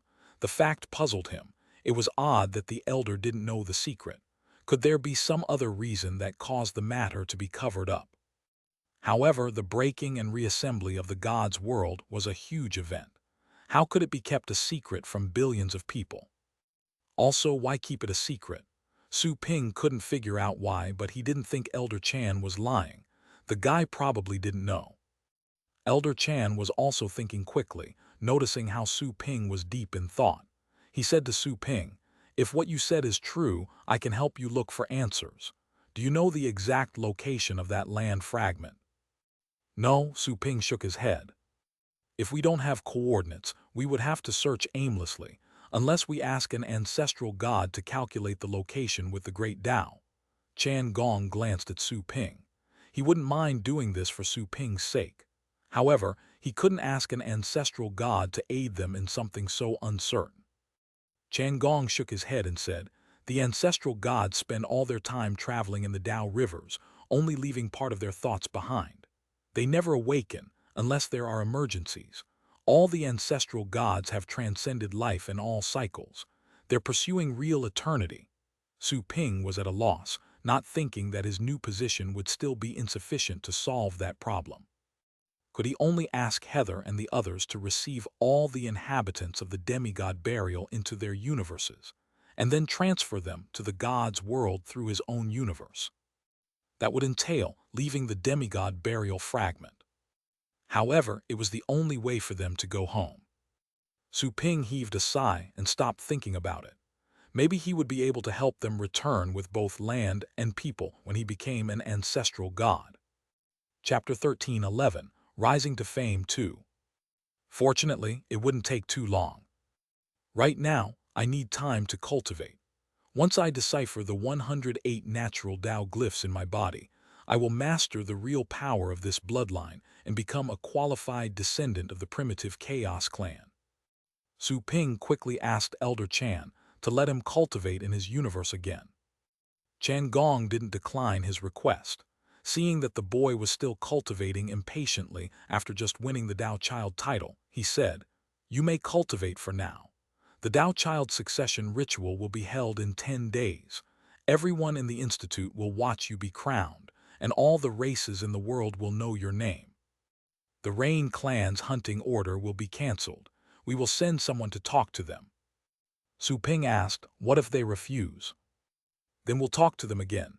I'm sure they'll change their mind," said Chan Gong with a smile. Su Ping felt rather touched, feeling the confidence in the elder's words. He felt the charm of power again. He also felt relieved. The trouble caused to humankind in that world was resolved for now. He had never helped the local humans, and he didn't want to add to their troubles. Time flew. Su Ping was cultivating wholeheartedly in Chan Gong's universe. News that Su Ping had defeated Chen Zai, thus becoming the new Tao child of the Heaven Path Institute, was spread out in the gods' world. There were nobles of many clans in the Heaven Path Institute, so it was impossible to keep the matter a secret. Tao children received the attention of all the clans. They were the unparalleled geniuses at the top of the Chaos Talents rank. Naturally, many forces sent offers to such existences. Although the Heaven Path Institute was also an organization, it wasn't really tied to the students and was just a place for teaching and learning. Once the students graduated, they would be free to join any organization. Even the students could join some forces. However, they would have to take care of any trouble caused with those forces, as they couldn't ask for the institute to step in. With powerful elders supervising them, the students didn't dare abuse the institute's influence. Otherwise, they would be kicked out if they were ever found out. In the Rain clan on a high mountain, the Rain Emperor, wearing luxurious clothes, sat gracefully at the peak. His robe seemed to hold countless stars, and 2 ribbons dangled from his chest like star rivers. It was as if he were seated at the center of the world. His face was solemn and furious at the moment. "I failed to execute that brat. It was negligent of me." Emperor Kue, one of the 7 emperors of the Rain clan, stood by the cliff with a grim expression. He learned of the news that Su Ping, against all odds, had become a prince of the Heaven Path Institute. He also realized that he probably wouldn't have another chance to kill the guy. Su Ping was under the Institute's protection. The clan would have to pay dearly if he died. Even though a dead genius would no longer be a genius, the Heaven Path Institute would always seek justice for any deceased students. For killing a Tao child, the Heaven Path Institute would very likely ask for the life of an emperor in return. Such deterrence was the reason why the Institute's Tao children were lofty and admirable. Considering Su Ping's potential, if he simply kept growing without disruptions, he would surely become a god emperor, and a very tricky one at that. "It's not your fault. There's something wrong with that guy." The Rain Emperor was gloomy. He trusted Emperor Kue. If the man said he killed Su Ping, he must have done so. Besides, the brat wasn't even a god king, and yet he could teleport across continents in the blink of an eye.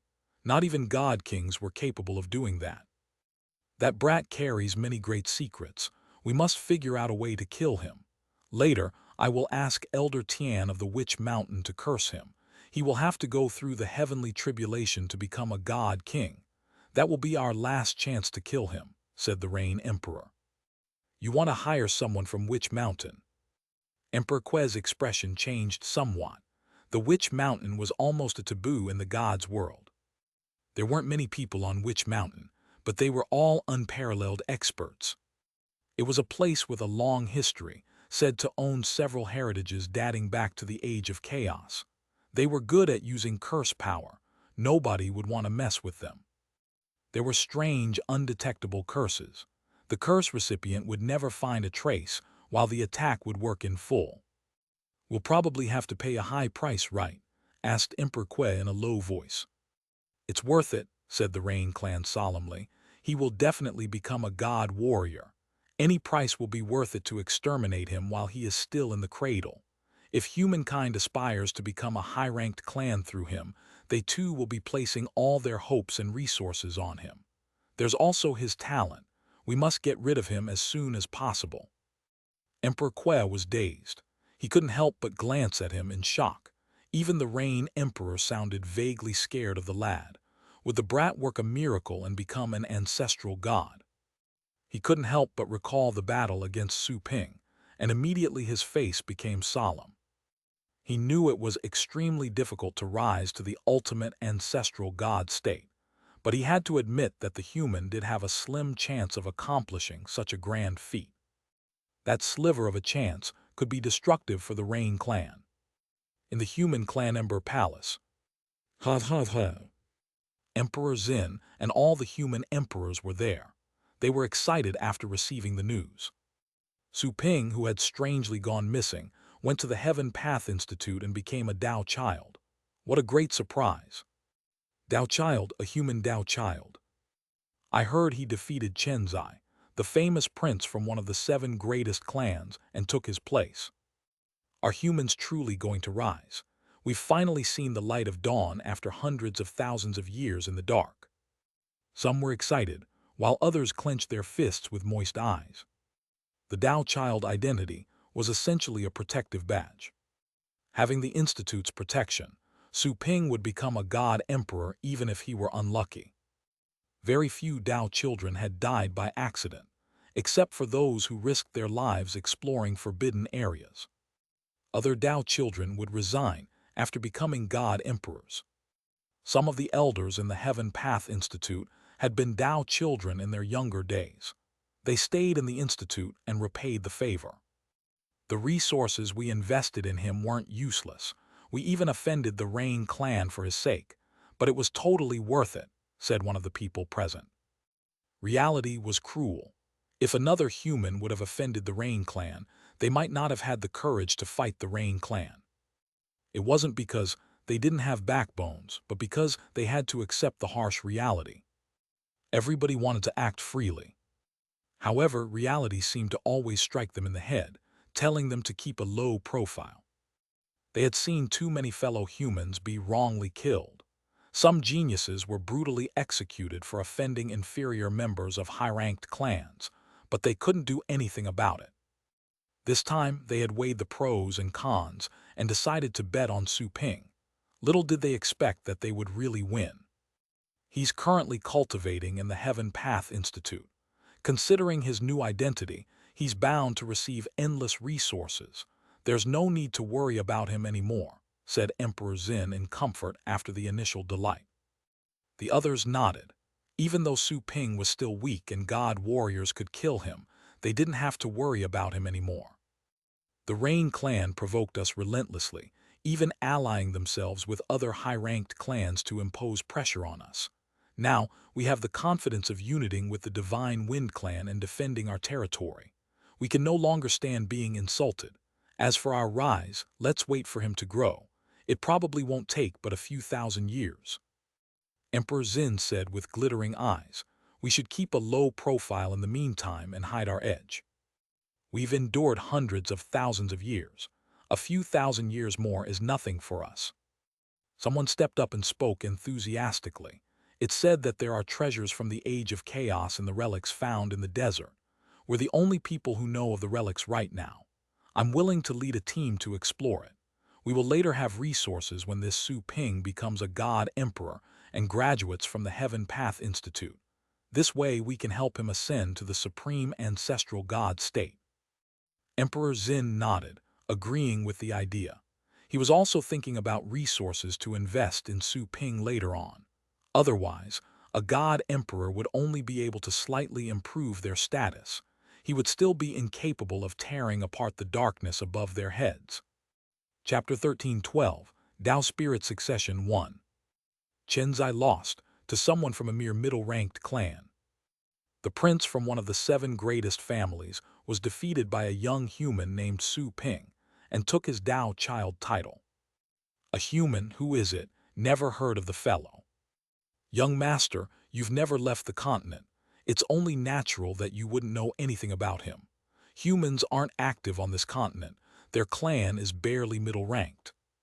News of the Tao child was spread across the world, receiving the attention of many forces and clans.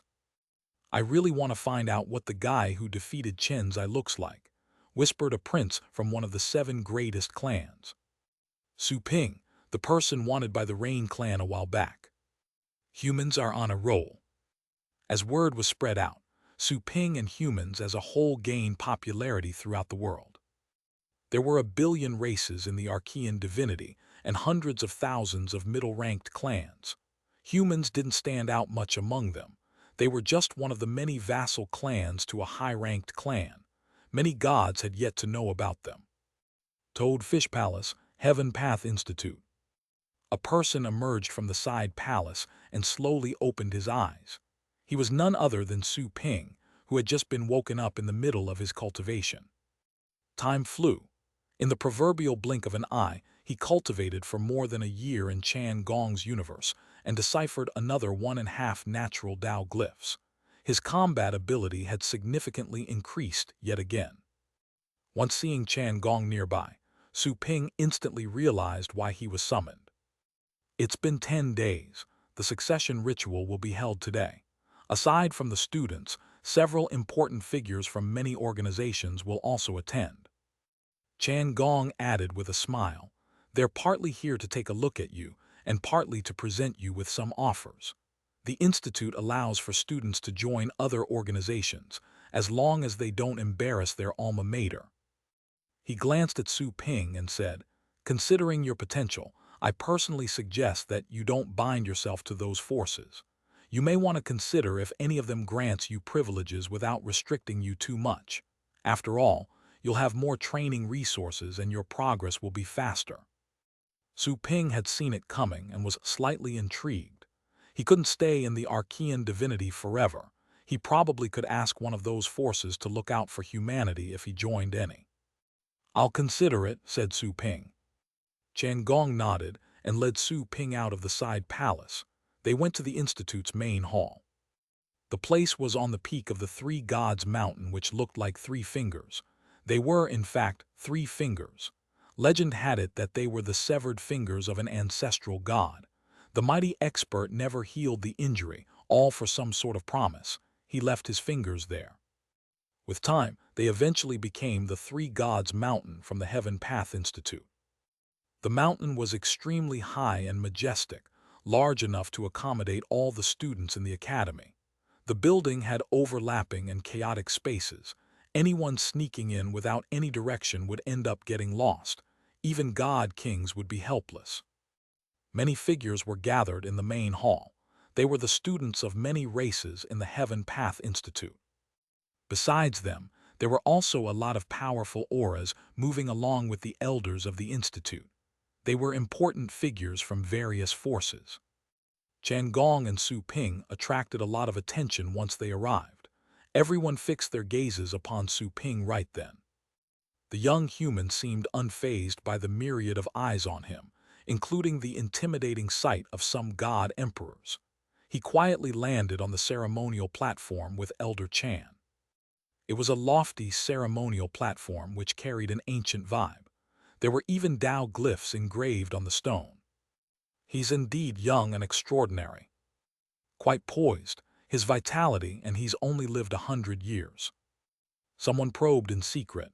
They were shocked by Su Ping's vitality. The man became a Tao child in 100 years. Such talent was rare, even within the whole scope of the godly world. Many were quick to conclude that the trip was well worth it, and they hoped to talk about cooperating, since he would definitely be a future star. It was easier and more valuable to impress geniuses early in the game. After all, some favors were considered priceless. On the ceremonial platform, Su Ping found Chenzai in a certain direction. The man was at the moment wearing a black robe adorned with rare materials mixed with Tao glyphs and divine arrays. It wasn't just beautiful, but also a powerful weapon. He was also wearing a crown. Based on the style, both items appeared to be a set. The two of them looked at each other. Chenzai gave Su Ping a slight nod, keeping a peaceful expression. He thought it was fair to have been defeated by Su Ping. He had been reflecting during the past 10 days. There would always be a hint of instinctual fear in his heart every time he thought of Su Ping. He didn't know the reason. He searched through his memories and couldn't find the answer. He had to ask a god emperor of his clan to help him get rid of the trauma. He was again able to keep a cool and emotionless demeanor when he met Su Ping again. Su Ping had no personal grudges against Chenzai. Once they exchanged greetings, he looked at the other two people who were also wearing divine robes. One of them was tall, half of his hair was black while the other was white. Likewise, his eyes were black and white respectively. He was emitting a hazy and mysterious aura. Chapter 13:13, Tao Spirit Succession 2. The other person was graceful, looking ordinary at first glance. However, the longer one looked at her, the more beautiful she would appear to be. She carried a soul-stirring beauty. "They are Shen Mo and Kaian Hong," said Elder Chan via telepathy, after noticing where Su Ping was looking. The two Dao children were also gazing at Su Ping. Their eyes were filled with wariness as they looked at the human who defeated and replaced Chen Zai. It was a rare Dao child from a middle-ranked clan. "Now that everyone is here, let's start the succession ritual." An elder stepped up and announced, "This is Su Ping, the new Dao child of the Heaven Path Institute. Now we ask the mountain to open its eyes and bless him." A light then darted out of the depths of the Heaven Path Institute, splitting the sky above them. The split sky was like the opening of an eye. There was dazzling light coming from within the crack, while mind-blowing and enlightening music was playing all over the world. The holy light quickly descended and enshrouded Su Ping. He instantly felt that he was covered in abundant divine power, which contained 10 Tao glyphs that were directly transmitted into his consciousness. That was the gift for a Tao child. Even though he had to parse and grasp the 10 Tao glyphs on his own, every Tao child would have the talent to do that. "Bring the robe," said the elder. A glitter shimmered in the void, and then an auspicious beast that looked like a mixture of a dragon and a tiger moving in an intimidating gait. The beast landed in front of the platform, lowered its head and opened its mouth, from which a robe and a crown flew out. Both items were the same as what the other Tao children were wearing, except for the emblems at the collar and the sleeves. On the left sleeve was humankind's emblem. On the right sleeve was Su Ping's name. Su Ping accepted the robe with both hands. He heard the elder's voice asking him to claim and wear the robe. Su Ping immediately complied. Soon, the robe transformed into light, condensing on his body and changing to match his body figure until it fit like a glove. Even if he revealed his primitive Chaos Clan body, the robe's size would also change accordingly. It's truly a great item. Once the robe was claimed, he realized its functions. There was a spirit embedded in the robe that had the appearance of a kid. It told Su Ping that it had just been tailor-made for him. "Please give me a hand." Su Ping liked the robe's spirit. It was the first time for him to have an item with a spirit that belonged to him. It felt just like getting a pet for the first time. The elder's voice resounded again. "We ask the Tao spirit to relocate." Chenzai stepped up and stood in front of Su Ping. A purple light flew out from one of his robe's shoulders and entered Su Ping's clothes. The latter instantly felt the change in his robe. Meanwhile, the spirit also cheered excitedly. Su Ping asked for the reason and learned that the robe spirit had absorbed the Tao spirit and was significantly enhanced. All its abilities had been greatly improved. If it was a rare artifact before, it had just become an ultimate artifact. A purple Tao glyph was added to one shoulder of the robe. Su Ping noticed the same Tao glyph on the shoulders of Kaian Hong and Shen Mo's robes, while the one on Chen Zai's robe had disappeared. The ritual was basically over after taking that last step. The identity badge and everything else could be handed over later. The elder explained to those attending why Tao children were picked in the beginning and what their purpose was. Then, he announced the conclusion of the ritual. It wasn't until then that Su Ping realized that the Institute nurtured Tao children in the hopes of raising new ancestral gods. No wonder Tao children have so many privileges. They can even ask questions to God emperors whenever they want. Not even the princes of the 7 greatest clans have such a privilege. Su Ping was rather curious. He wondered if any of the Tao children in the past had ever achieved the main goal of becoming an ancestral god. Once the ritual was over, Chenzai nodded at Su Ping and left without a word. "Congratulations. I hope you won't slack off and survive the next Dao Child challenge, said Kyan Hong, who was pretty and enjoyable. Her voice was neutral, her mood was a mystery. Let's practice sometime. I want to see how you defeated that guy, said Shen Mo, the Dao Child with black and white hair, showing great interest. He wasn't just being courteous, it was an invitation for battle. Sure, Su Ping nodded slightly. The two Dao children silently left the platform and disappeared in the crowd. The ritual is over. Follow me to the palace. Everybody is waiting for you there, said Elder Chan to Su Ping. Noticing that more than half of the god emperors in the crowd were gone, he knew where they had gone. He asked Elder Chan telepathically, Senior, did any of the Dao children advance to become an ancestral god? Although dazed for a moment, Elder Chan said while leading Su Ping onward, there was one. He was the sixth Dao child elected in this institute, and also the strongest one in his time.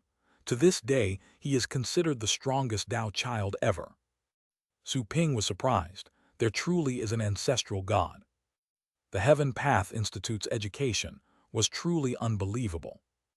No wonder the clans would send their princes and princesses to study. Who would refuse the chance to become another ancestral god? The feats of ancestral god Tian Wen have always been seen as legends in this institute. If you're interested, you may go to the library to find detailed records. He was the ancestral god who created a small universe with 7 small worlds, said Elder Chan. Su Ping felt rather surprised, not expecting that the ancestral god mentioned by the young mentor earlier on used to be a Dao child. Ancestral god Tian Wen's talent is unparalleled. He killed a god emperor while still being a god king and was already unstoppable while in that realm. He made it to the top of the Chaos Talents rank. The people his age were even terrified of being on the ranking, because anyone on the listing would be challenged by him, said Elder Chan. Su Ping could totally imagine what an amazing genius the man was. You might change the Chaos Talents rank like ancestral god Tian Wen did when you become a god king. Even so, better not go crazy and challenge all the nobles. After all, ancestral god Tian Wen belongs to a high-ranked clan. That's the reason why he dared to challenge others without worrying about retaliation, Elder Chan reminded Su Ping. The latter nodded. He didn't have the time for that either. He was only cultivating to get stronger. He didn't have to challenge others just to be famous or to prove himself. Those nobles weren't necessary if he was truly looking for sparring partners. There were much better fighters out there. Soon after, they arrived at the main palace. Powerful auras were gathered in that place, like the abyss and the ocean. They belonged to the god emperors. God kings were hardly noticeable there. Su Ping entered the main palace along with Elder Chan. He then saw the other elders from the institute and the god emperors of other clans. Everyone laid eyes on him as soon as he entered. A normal god king would have felt nervous and uncomfortable under the gazes of that many god emperors. However, Su Ping had spent time with existences like the Chaos Perception Dragon and was already used to similar encounters. Besides, such pressure wasn't even as powerful as that of the Golden Crow Elder. The Golden Crow Elder must be an ancestral god too. As for the ancestor that he mentioned, Su Ping's eyes glittered. He had never been able to tell the exact level of the Golden Crow's chief elder, but he could now, by comparing pressures. He was quite shocked. That mythical clan from the Age of Chaos was indeed terrifying. Chapter 13-14, Arrogance 1. While Su Ping pondered about the Golden Crows, many people in the palace noticed his absent-mindedness when everybody was looking at him. He wasn't losing his cool because of nervousness. Rather, he was too relaxed. Interesting? A god emperor smiled. The human genius became increasingly mysterious and strange to him. Some mentors of the institute approached Elder Chan and Su Ping to lead the way. The pair moved to the front of the hall where 9 elders were seated. Aside from the 5 who had monitored the Dao Child Challenge, there were 4 more. The rest of the elders were either training in seclusion or otherwise occupied. "Give him the identity badge," said the elder who hosted the ritual in a low voice. His voice was gentle, and yet was able to reach every corner of the hall. A crack in midair was formed, and a pair of fair and slender hands reached out from within. The hands were incredibly beautiful. Once open, they revealed a purple identity badge. Su Ping accepted the badge, and soon discovered that it was also an artifact. The elders then presented him with gifts, one after the other. There were blades, defensive equipment, boats, rare medicines, and many more. They seemed to have discussed between themselves to prevent the type of gift from overlapping. Su Ping was surprised, not expecting to receive all those goodies just because he became a Dao child. Each of those treasures would have caused endless conflicts outside. After all, the elders were all god emperors. None of them were stingy when it came to treating Su Ping, a Dao child. Their gifts were quite rare. Su Ping offered thanks to each and every one of them. He also made some mental notes about those elders' faces, as he was determined to return the favor later on. After the gift-giving stage, Su Ping learned more about Dao children from the elders. He also received a special divine mountain to use for his cultivation. Although he had never been to the divine mountain, he could speculate that it was certainly a top cultivation land. Once the ceremony proceeded, Su Ping gradually realized how precious Dao children were. Almost all the resources of the Heavenly Path Institute were offered to him for free, and had access to all the mysterious realms and libraries. He was free to pick from the ultimate beasts domesticated by the Institute. He couldn't take them all, but they could definitely meet his demands. Once the elders finished, Su Ping could clearly sense that the eyes of all the mentors in the palace became passionate. Dao children enjoyed a higher security clearance than the mentors. All the outstanding students had a chance to become mentors, but much fewer were Dao children. Once the ritual had finally concluded, those present in the palace could bear it no longer. They all started talking. One of the god emperors stood up and offered a sincere invitation. "I'm from the Beichuan clan of the Tianmu continent. Are you interested in joining the Heavenly Radiance Palace of my clan as deputy leader? You'll have access to all the palace resources." Su Ping was surprised. He also realized that his identity had changed. The attitude of those god emperors was different because they thought he too would become a god emperor. Making proposals to a would-be god emperor was much less costly then, compared to when he truly became one. Besides, the real god emperors had their own clans which they needed to serve.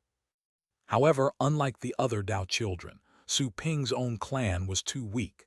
Even if he wanted to serve his clan, it was impossible for humankind to keep him fed while he was growing. Even if the clan was able to, his growth would be better if he received resources from another clan. The Heavenly Radiance Palace is just a second-rate organization. It's nothing remarkable, even if you have access to all their resources. An alluring woman stood up. Flames formed a domain around him, isolated her from the palace. She seemed to be there, but she was actually in another time and space. "Dao child, I'm the master of the Red Dome realm of the Beiking continent. If you're willing, you can become the deputy of the Red Dome realm, a position that is only second to me. You will also receive the special 9-flavored heavenly fire of the Red Dome realm." The 9-flavored heavenly fire. Su Ping looked at Elder Chan curiously. The latter understood the cue and said telepathically, "It's one of the best fires for refining, unique in the Red Dome realm. It's a remnant from the Age of Chaos which can refine both items and the body, a rare treasure even for god emperors." Su Ping was stunned, not thinking he would be offered such a treasure. The master of the Red Dome realm was truly generous. The other god emperors were also shocked by the woman, and weren't as eager to step in as before. It was obvious, unless Su Ping were stupid, that he would surely choose the Red Dome realm's offer. "Human Dao child, I belong to the Liluo clan," said a tall and graceful god emperor at a slow and serene pace, then ending with a smile. "If you're willing, you can be the deputy leader of the Thousand Shadows Hall of my clan. Humans may also become a core vassal race of my clan. All your people may cultivate in our holy land and enjoy the resources and privileges of the Tier 3 folk of our clan. In addition, You will receive a special accolade from our clan. You will have the same status as our princes. Are you willing to accept?" He looked at Su Ping with a confident smile. Many were surprised by such favorable conditions. Considering the reactions from those present, Su Ping realized that those terms were extraordinary. He looked askance at Elder Chan. Elder Chan calmly replied, "The Liluo clan is one of the 7 greatest clans. They have 2 ancestral gods, making them stronger than other high-ranked clans, including the Rain clan currently hunting you. I don't think they would dare continue the chase if you join the Liluo clan. Of course, even if you don't, they would no longer dare mess with you from this point on. As for the Thousand Shadows Hall, it's a major organization of assassins under the Liluo clan's command. It's full of high-tier assassins. If you take the deputy position, your connections, your income, and the forces at your disposal will be terrifying threats." Su Ping nodded. He didn't know it was one of the 7 greatest clans. The previous reaction from the people present made more sense. Su Ping looked at the elder and directly asked, "Senior, are there other benefits?" Many were surprised by the question, but his status warranted such an easygoing attitude. The other Dao children would also have a solid attitude in the presence of God Emperors. "What else do you want?" asked the God Emperor of the Liluo clan with a smile. "Training resources," said Su Ping. "The Thousand Shadows Hall is great, but I don't have many enemies. Except for the Rain clan, it is clear to me that the organization would not go all out and eliminate the Rain clan for me. At most, it would only cause them some pain. So, I need resources to raise my level. For instance, the 9-flavored heavenly fire mentioned by the master of the Red Dome realm is very tempting." The sexy master of that clan raised her eyebrows. There was delight and pride in her eyes. The 9-flavored heavenly fire he had control over was indeed a treasure that everybody wanted. Su Ping's request caused many strange expressions. The grudge between Su Ping and the Rain clan was no longer a real secret, but none of them expected him to speak about that matter as openly. It was like a public announcement, claiming that the Rain clan was his enemy. After all, it was a high-ranked clan. In any case, considering all their clashes thus far, it made no difference whether or not he said it aloud. "The Thousand Shadows Hall is not the most precious thing for you." The God Emperor of the Liluo clan gazed at Su Ping, his smile gone. "We don't have the 9-flavored heavenly fire. It's unique in this world. However, the identity of a prince and the privileges of a core vassal race can't be traded with any treasures." Su Ping finally understood. He wasn't angered by the answer. Rather, he felt really disappointed. According to that guy's standpoint, giving him a princely identity and the privileges of a vassal race was already a competitive enough proposal when compared to that of the woman who offered him the 9-flavored heavenly fire. How arrogant was that? He had experienced the same arrogance from the Rain clan and some of the other clans. He didn't expect to find the same mindset in one of the 7 greatest clans. Su Ping finally understood that the Rain clan wasn't special, and the entire world of gods was no different. Even while studying in the Heaven Path Institute, where all races lived and studied competitively, he had also detected the arrogance radiated by students from the high-ranked clans, mainly because of their superior bloodline. The attitude was less obvious, though. "Sorry, I think I need to think about it." Su Ping wasn't angry. He simply chose to courteously decline. He discovered that he would no longer fall prey to anger because of the god's arrogance. The God Emperor of the Liluo clan slightly changed his expression after the answer, clearly not expecting such an outcome. He deemed it impossible for Su Ping to turn down the offer. Someone in his clan had proposed a marriage between a princess and Su Ping, even suggesting that they could help Su Ping alter his bloodline and turn him into a member of the Liluo clan. But the idea wasn't approved. They considered it humiliating to go as far as changing his bloodline and offer such privileges just because he was a Dao child. "Then, are you willing to join the Red Dome realm?" asked the beautiful lady with glittering eyes. She had been truly worried for a moment that he would accept the Liluo clan's offer. After all, there were 1 billion clans in the world, but only 7 were at the peak of the pyramid. Countless races and lives had dreamt to even become remotely related to the 7 clans. Even some people of the high-ranked clans had considered changing their bloodlines and turning into members of the 7 greatest clans. It seemed to be some sort of obsession caused by their obsessively hierarchical society. Su Ping turning down the Liluo clan's offer caused her both relief and delight.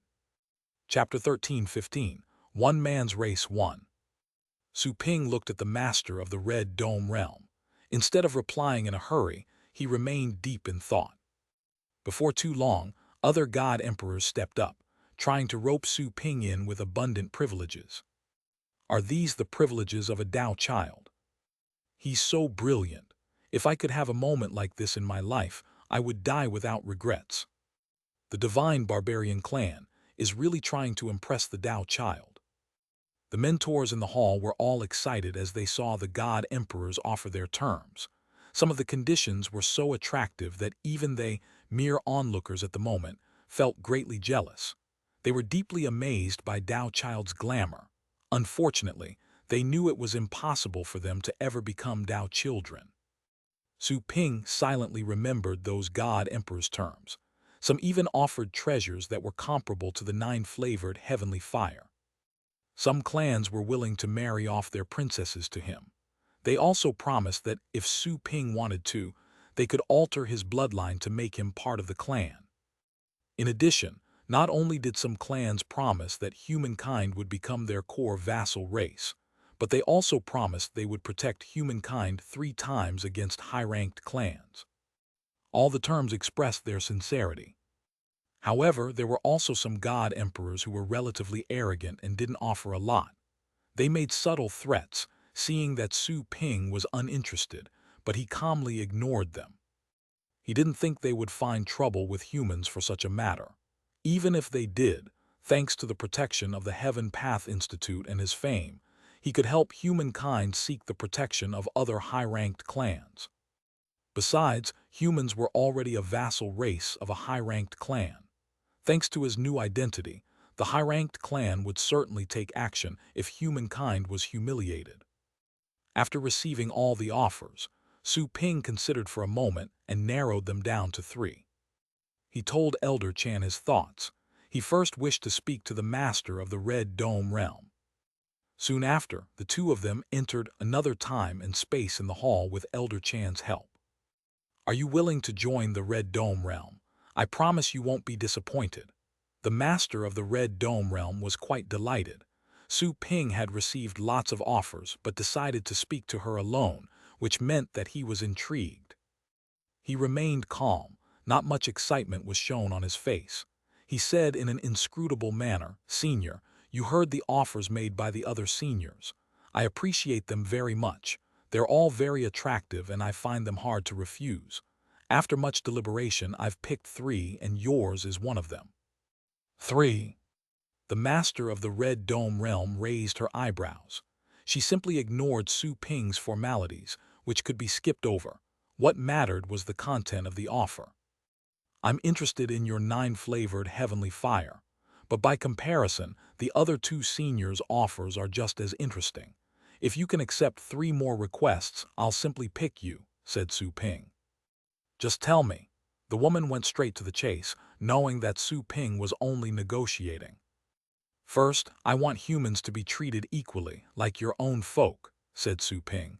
They should also be allowed to cultivate in the Red Dome realm. She raised her eyebrows and said, the people in my clan are stratified in 3 tiers. The people of a core vassal race can compare to the tier 3 folk. I can only promise you that the talented humans who pass a simple test of my clan will be given the tier 3 identity and be allowed to cultivate there. Su Ping gave her a slight frown, but then he remembered the Liluo clan's offer and knew it was already a high-ranked clan's greatest concession. Second, I hope you can protect humankind 3 times. That's too many. Twice at most. The master of the Red Dome realm calmed down and said, but I promise that if a high-ranked clan were to wage war on humankind, we would surely help and prevent them from being annihilated. Su Ping nodded and said, "Lastly, I want frequent trade and communication between humankind and the Red Dome realm. Hopefully, my race will become a true ally of the Red Dome realm." Huh? She was slightly puzzled and could not help but ask. "All three requests are for humankind. None is for yourself, are you?" "Sure. I am sure. If you accept them, I won't have to meet the other two seniors," said Su Ping. The master of the Red Dome realm pondered for a moment and said, "All right, no problem. You want humankind to be truly seen and respected by high-ranked clans, and you want it to develop in every way. That's a good thought. However, humankind is just a middle-ranked clan as it is. For it to be truly respected, an ancestral god must be born." She stared at Su Ping and continued, "You're too attached to your clan. Maybe you will never detach from it. I hope you can understand that when you're strong enough, you will be your own race." "I will be my own race." Su Ping's eyes trembled. He could understand the confidence in her words, but he didn't explain. He was helping humans only because he owed them a favor. He had cultivated his ascendant body in the Ember Palace, and countless humans were killed by the Rain clan because of him. He always considered it righteous to return favors. "From now on, you'll be a member of the Red Dome realm. This is the Deputy Master's badge.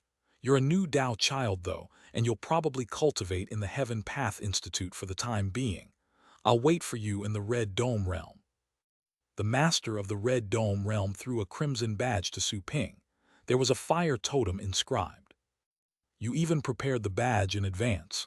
Su Ping accepted it and felt her sincerity. He asked, "What about the 9-flavored heavenly fire?" "It's unique in the Red Dome realm. You'll have it when you go to the Red Dome realm. Here's part of the fire I've harvested." She waved a hand again, and the temperature began to rise quickly. Even the void seemed to be melting. There was a purple flame burning on her palm. Every element that formed it seemed to be depicting some sort of meaning. Su Ping was dazed. It wasn't a flame in his eyes, but a rich, great Tao that was interweaving and circulating. The fire was formed by a myriad of Tao glyphs. Su Ping wasn't able to determine their exact number, but there were plenty. The master of the Red Dome realm pushed a book onto Su Ping. "This describes the most usages of the 9-flavored heavenly fire, including battle usages, refining usages, array usages, etc. I will teach you all of them. You can make use of it however you wish, but I suggest that you use it to refine your body. You've never been polished by the 9-flavored heavenly fire. There's still room for your body to improve." Su Ping accepted the book, and the latter instantly transformed into a burst of infinite information that went into his head. He waited for a moment and finally digested all the information, instantly realizing how extraordinary the 9-flavored heavenly fire was. "Store it carefully. If the flame explodes, it would be as powerful as a god emperor's strike," said the master of the Red Dome realm solemnly. Su Ping was still too weak to survive a god warrior's strike. She was worried that he would accidentally kill himself. The odds for that to happen were quite low, but that mystic fire was extremely dangerous. The warning surprised him. While feeling that his body was about to melt, he understood that she wasn't lying. He released his universe of chaos and absorbed the flame. What an intense aura of chaos! She could not help but glance at Su Ping. That brief revelation had already made her realize how unusual his universe was. Hardly had he absorbed the fire when he felt that waves of scorching heat were spreading inside his universe, which seemed to have turned into a furnace. Su Ping immediately used the fire tamming method she had just taught him to control and compress the fire in a part of the universe. Even so, the power that the fire was releasing constantly was still polishing his universe of chaos non-stop. Chapter 13:16, Return 1. It's indeed marvelous. Su Ping found the fire increasingly wondrous as he felt that his universe of chaos was becoming stronger. As expected of something born from the original Tao, it had a fair deal of usages. "Tao child, you may call me Xuan Jai in the future. It's my divine title. I'm a member of the Shi clan, which is famous for its population full of beautiful girls. If you're interested, come and take a look. you may find your love." The master of the Red Dome realm chuckled. She was in a great mood after convincing Su Ping to accept her offer. "I'm not interested in little girls. However, if it's you." Su Ping looked at the master of the Red Dome realm who had an alluring body figure. She was taken aback for a moment. Instead of flying into a fit of rage, she put on a playful smile and said, "You're rather greedy. However, I'm only interested in those who are strong. You'll only be a boy in my eyes until you become a god warrior." "I'll try my best."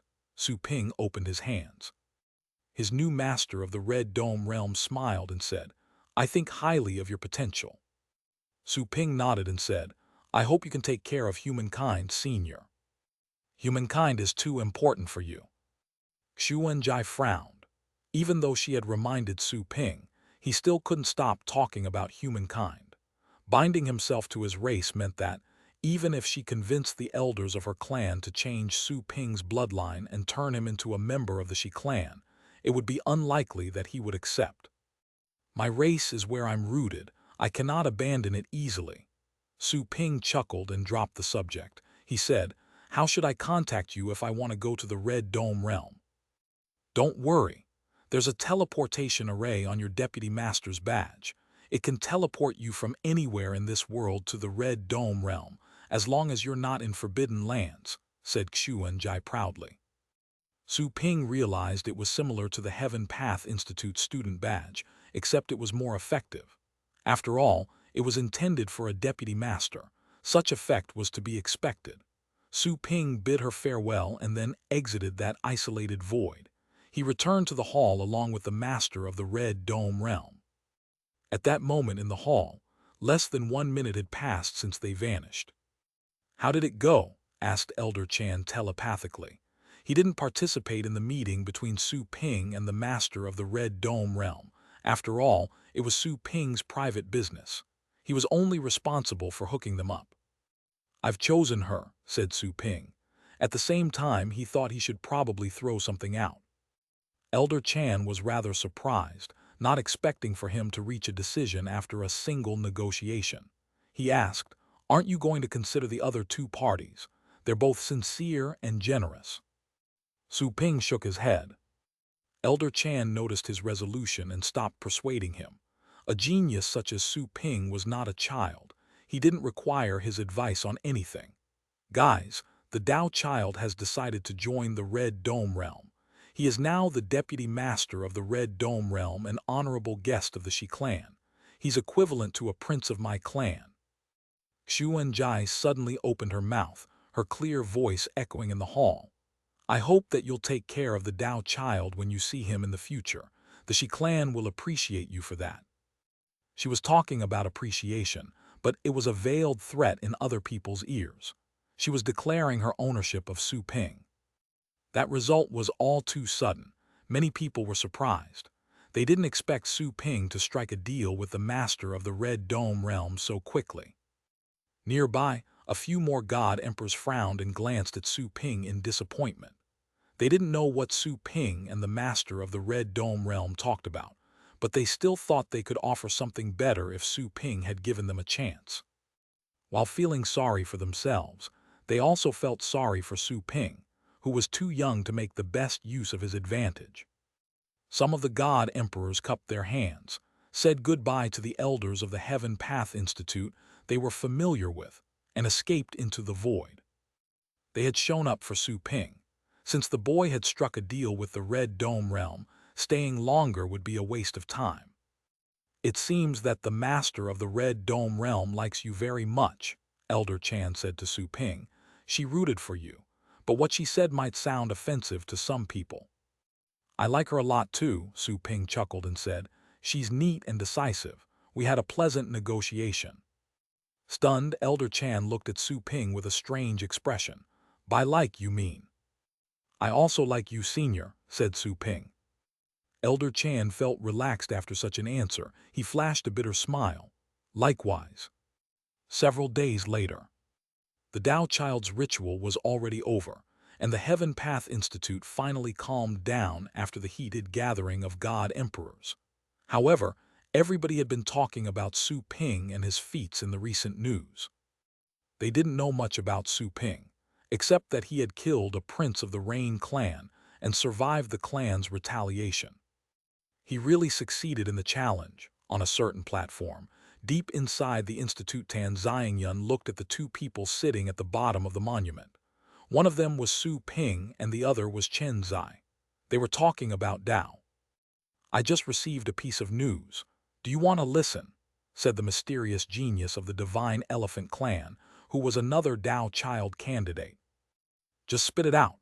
Zhan Wushuang's face was cold. He had been feeling awful in recent days, as Su Ping had truly become a Dao child. All that he could hear as of late were Su Ping and the Rain clan. According to all the versions of the story told in campus, the Rain clan was the villain that Su Ping had slapped and stepped upon. Chapter 13:17, Return to. The genius of the Divine Elephant Clan coldly glanced at him. "If you're angry, just go to him. Why are you yelling at me? Do you think I'm scared of you? Just ignore him. He's mentally ill." Another Dao child candidate glanced at Zhan Wushuang. All the rumors in the Institute and the reports they received about Su Ping involved the Rain clan in an undignified way. He thought much less of the Rain clan at the moment. Zhan Wushuang almost burst into fury after seeing all the Dao child candidates' cold looks. He solemnly clenched his fists as he stomached the humiliation. There were high-ranked clans behind each of the Dao child candidates. He couldn't afford offending all of them. Humph! Noticing that Zhan Wushuang fell silent, the genius of the Divine Elephant Clan snorted and said to the group, "I just received news from the elder. How many small worlds do you think this human Dao child has cultivated?" Seeing his mysterious expression, everybody was deep in thought. Tan Xiangyun ventured, "Could it be 6? The elephant-faced genius of the Divine Elephant Clan raised his head with a smile. He didn't reply. Everybody was surprised. Even Zhan Wushuang changed his expression ever so slightly. Qing Mu narrowed his eyes and asked, 7. That's the potential of an ancestral god." The genius of the Divine Elephant Clan's eyes were burning. While witnessing their shock, he couldn't help but exclaim, "It's 8, 8 small worlds." The revelation came upon them like a lightning bolt. They were dumbfounded. Zhan Wushuang narrowed his eyes. All that he could think of was what the guy had just said. 8, 8. How is it possible? A moment later, Tan Xiangyun sobered up and asked, 8 small worlds. Are you sure? The record set in the history of our Heaven Path Institute is 7 small worlds, which was set by our ancestral god. Has he broken the record? Everybody was thinking the same, still shaken. One of the elders told me, "It's still a secret right now. It won't be publicized until he becomes a god emperor, so that other gods won't scheme against him." The genius of the Divine Elephant Clan was quite proud and excited. His reaction was similar to when he just learned it. His reaction made the others discard the idea of it being a lie. The news was truly shocking. Qing Mu was dazed for a moment. Then he suddenly remembered something. "But you just divulged the secret to us, didn't you?" Dazed for a moment, the elephant-faced genius scratched his head. "Just don't tell anyone else." "Of course we won't. We're fellow students," said Tan Xiangyun, then suddenly glanced at Zhan Wushuang. Others looked at him too. "Why are you staring at me?" Zhan Wushuang snapped out of the shock, but was then angered by their glances. "I am indeed a member of the Rain clan, but I'm also a member of the Heaven Path Institute. He's one of the Dao children of this institute. I'll never sell him out." Tan Xiangyun gazed at him and said, "I sure hope so. We're fellow students anyway. We belong to different clans, but we are a team here. Don't forget our director's teachings." "That's right. Regardless of which race we belong to, we're fellow students and comrades on the battlefield. We must not betray each other," said the genius of the Heavenly Bear clan. "The only person who might spread the secret is you. Better not leak anything. You should know the consequences of betraying the Institute." The genius of the Divine Elephant Clan stared at Zhan Wushuang coldly. He never liked the guy and they competed a lot, but that was just friendly competition. If the man divulged the secret, it would be deemed as betrayal. It would be unacceptable. While they discussed, Su Ping and Chen Zai were having a nice conversation. So it's the path of heavenly tribulations. I didn't realize you could comprehend them. I think you should call it heavenly path, said Chen Zai with mixed feelings. They had been exchanging knowledge. He wanted Su Ping to teach him how to cut Qing Mu's world tree, and Su Ping wanted him to teach him how to physically invade someone else's consciousness. To Chen Zai's surprise, the other didn't hold back at all. That human was much more open-minded than he expected. Nan, for humans, the heavenly path is supreme, and the path of heavenly tribulations isn't that high. But that may be part of the heavenly path, said Su Ping with a smile. Humans are truly lucky to have an amazing genius such as yourself, said Chen Zai. It wasn't until he talked with Su Ping that he realized how knowledgeable the latter was. His bias against humankind had changed. You're quite remarkable yourself. Your physical invasion into the enemy's consciousness is based on fusion. If you make better use of it, you might be able to rise higher, said Su Ping. Chen Zai shook his head. It's easier said than done. It's extremely difficult to make better use of it. Maybe you can change your mindset. Instead of insisting on fusing with other people, maybe you can fuse your own spirit and your flesh, as well as your universe. Maybe a miracle will happen if you combine them through your special method, said Su Ping. Chen Zai's eyes glittered. I thought about it before, but I never really studied it. Now that you've put it that way, maybe I should try it. I've already hit the bottleneck anyway. Su Ping nodded. Thank you, I had a lovely conversation with you. Come to my mountain if you have time. I'll offer you some of the delicious wine of my clan, said Chen Zai with a smile. All right, I will take a sampling of specialties from humankind. Su Ping smiled. They were competitors at first. Su Ping had even robbed him of his position. But now they admired and appreciated each other after their conversation. You may experience bigger improvements after you reach the ancestral god's mysterious realm. Better prepare yourself fully before you go there. Accessing the ancestral god's mysterious realm is a rare opportunity, even for the Tao children, Chen Zai reminded him. Su Ping had heard Elder Chan mention the fact. He nodded slightly. Being a Tao child, he had a chance to go to the ancestral god's mysterious realm and listen to the ancestral god's teachings. It would be an opportunity to significantly improve his combat ability. There was also a chance for him to break his bottleneck. Opportunities were so rare that even the elders didn't often get one. Tao children were only given a chance right after being promoted. Then they would be given a chance every 50,000 years. Chen Zai rose and said goodbye to Su Ping. After the barriers were removed, Su Ping saw the Tao child candidates who were cultivating outside and nodded at them. He had talked to them before he spoke to Chen Zai. They used to be competitors, but the competition had been settled, so they had a nice conversation. Su Ping didn't feel any hostility or killing intent from them, except for Zhan Wuxuang. Once he was reminded of that, Su Ping glanced at Zhan Wuxuang. Expressionless, he waved at them and then returned to his mountain. Time moved on. Su Ping didn't return to his store after cultivating for 2 more weeks. During that period, Su Ping asked Elder Chan a lot about the universe's secret techniques. He had a better control of the power contained in his universe. Many of the questions that puzzled him had been solved. Although he was still in the ascendant state, he was as strong as a fighter at the peak of the celestial state. Unfortunately, there isn't a Tao heart in my universe. Without it, all of the Tao in my universe is just loose sand condensed by force. That's the difference when I'm compared to a god emperor. Su Ping felt stuck again. He had previously been stuck before advancing to the ascendant state. He was now clueless as he wondered how to condense a Tao heart. How could he give wisdom to the Tao? Su Ping didn't think it was a problem he could solve anytime soon. Chapter 13:18, War Invasion 1. Su Ping transferred the maid serving him in his old temple to the Tao child's mountain. Then, he returned to his store under the pretext of training in seclusion. After the teleportation, Su Ping found himself in the pet room when he opened his eyes. Su Ping took out the customers' pets he had trained during his trip. He looked at the nursing pens, but saw no sign of Joanna. He immediately spread out his senses and detected her presence in the store. She's made a breakthrough. Su Ping smiled upon sensing the change in Joanna's aura.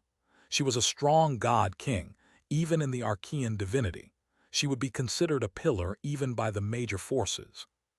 After all, god emperors, who were on a higher level, were extremely rare, even among the high-ranked clans. He had received a lot of offers as a Dao child, mainly because there was a good chance he would become a god emperor, which made him someone worth investing in. Even more people would have vied for him if he would have distinguished himself as a god emperor. After all, even the most talented genius could find an untimely death. He opened the door and went to the lobby. It happened to be business hours. The bright sunlight was coming in through the windows and doors at noon. Many people were waiting in an orderly fashion. Both Joanna and Green Lady looked at him. They nodded in greeting. At the counter, Su Ping asked Joanna telepathically, "How did it go?" Joanna registered a pet and the proper payment for one of the customers and then smiled. "It was smooth in general. I'm already in the celestial state. I can handle celestials even if they were to cause trouble here. However, I heard that something huge has happened." "I'll take care of that," said Su Ping. "I'm glad that you've broken through successfully. I just returned from the Archean divinity and asked an elder for his help. Unfortunately, he couldn't detect the demigod burial. There are only two ways for you to return to the Archean divinity." "Not even the elders can." Joanna was dazed. Back when she studied in the heavenly path state, she had learned that the elders were all god emperors. Even after her breakthrough, she couldn't even resist a finger attack from any of those elders. "What are the ways?" "Either you wait until I become an ancestral god and I carry everything, or you gather all your people and pack them into my universe so that I can carry you over," said Su Ping. Dazed for a moment, Joanna pondered for a moment and said, "It's decided then. Let's carry them over. I'll help you." "Aren't you worried that they might refuse?" Su Ping couldn't help but smile. "If they dare refuse, I'll beat them until they change their mind," said Joanna with ruthlessness in her eyes. "I've just broken through and I haven't fought them yet. They used to suppress me because their level was higher, but it's different now. I feel I can win even though I've just broken through." Su Ping smiled and said, "You seem a lot more arrogant than before." "This is not arrogance but confidence." Joanna slightly craned her head. "You're a lot chattier than before too," added Su Ping with a smile. Joanna rolled her eyes and then glanced at him. She squinted and was silent for a moment before she said, "You seem stronger. Can you beat them right now?" "That's easy," replied Su Ping with a smile. Joanna gasped. She knew that he always did the unexpected, but she was still shocked by his cultivation speed. The ant she could have easily crumbled had caught up to her and even surpassed her in the blink of an eye. Is it really this terrifying to be the heir of the magic store? Joanna couldn't help but mumble. Su Ping chuckled. "Haven't you already experienced it? I can travel across different worlds and fight local experts. How can I not grow up fast?" Joanna couldn't help but say, "That being said, your progress speed is still too extraordinary, even though you have so many sparring partners. After all, the godly nobles are never short of sparring partners or training resources." Unable to refute, Su Ping thought for a moment. Maybe it's just because they're dumb. Lost for words, Joanna couldn't help but roll her eyes again. The princes and princesses who distinguish themselves from amongst countless peers are dumb. The only explanation was that Su Ping was unreasonably talented. What Joanna said gave Su Ping a hint. He thought that the greatest difference between him and the nobles was his cultivation technique. Although he could find opponents in cultivation sites and challenge them by resurrecting several times, it was nothing for the princes and princesses, who could also resurrect in the god emperors, universes, and polish themselves with life and death bouts, challenging opponents too strong for them. However, according to Su Ping's experience, there was a limit to the deadly pressure and what the stimulation could bring forth. Everyone's potential was limited. What was potential? Bloodline, power of understanding, luck, and many other factors constituted potential.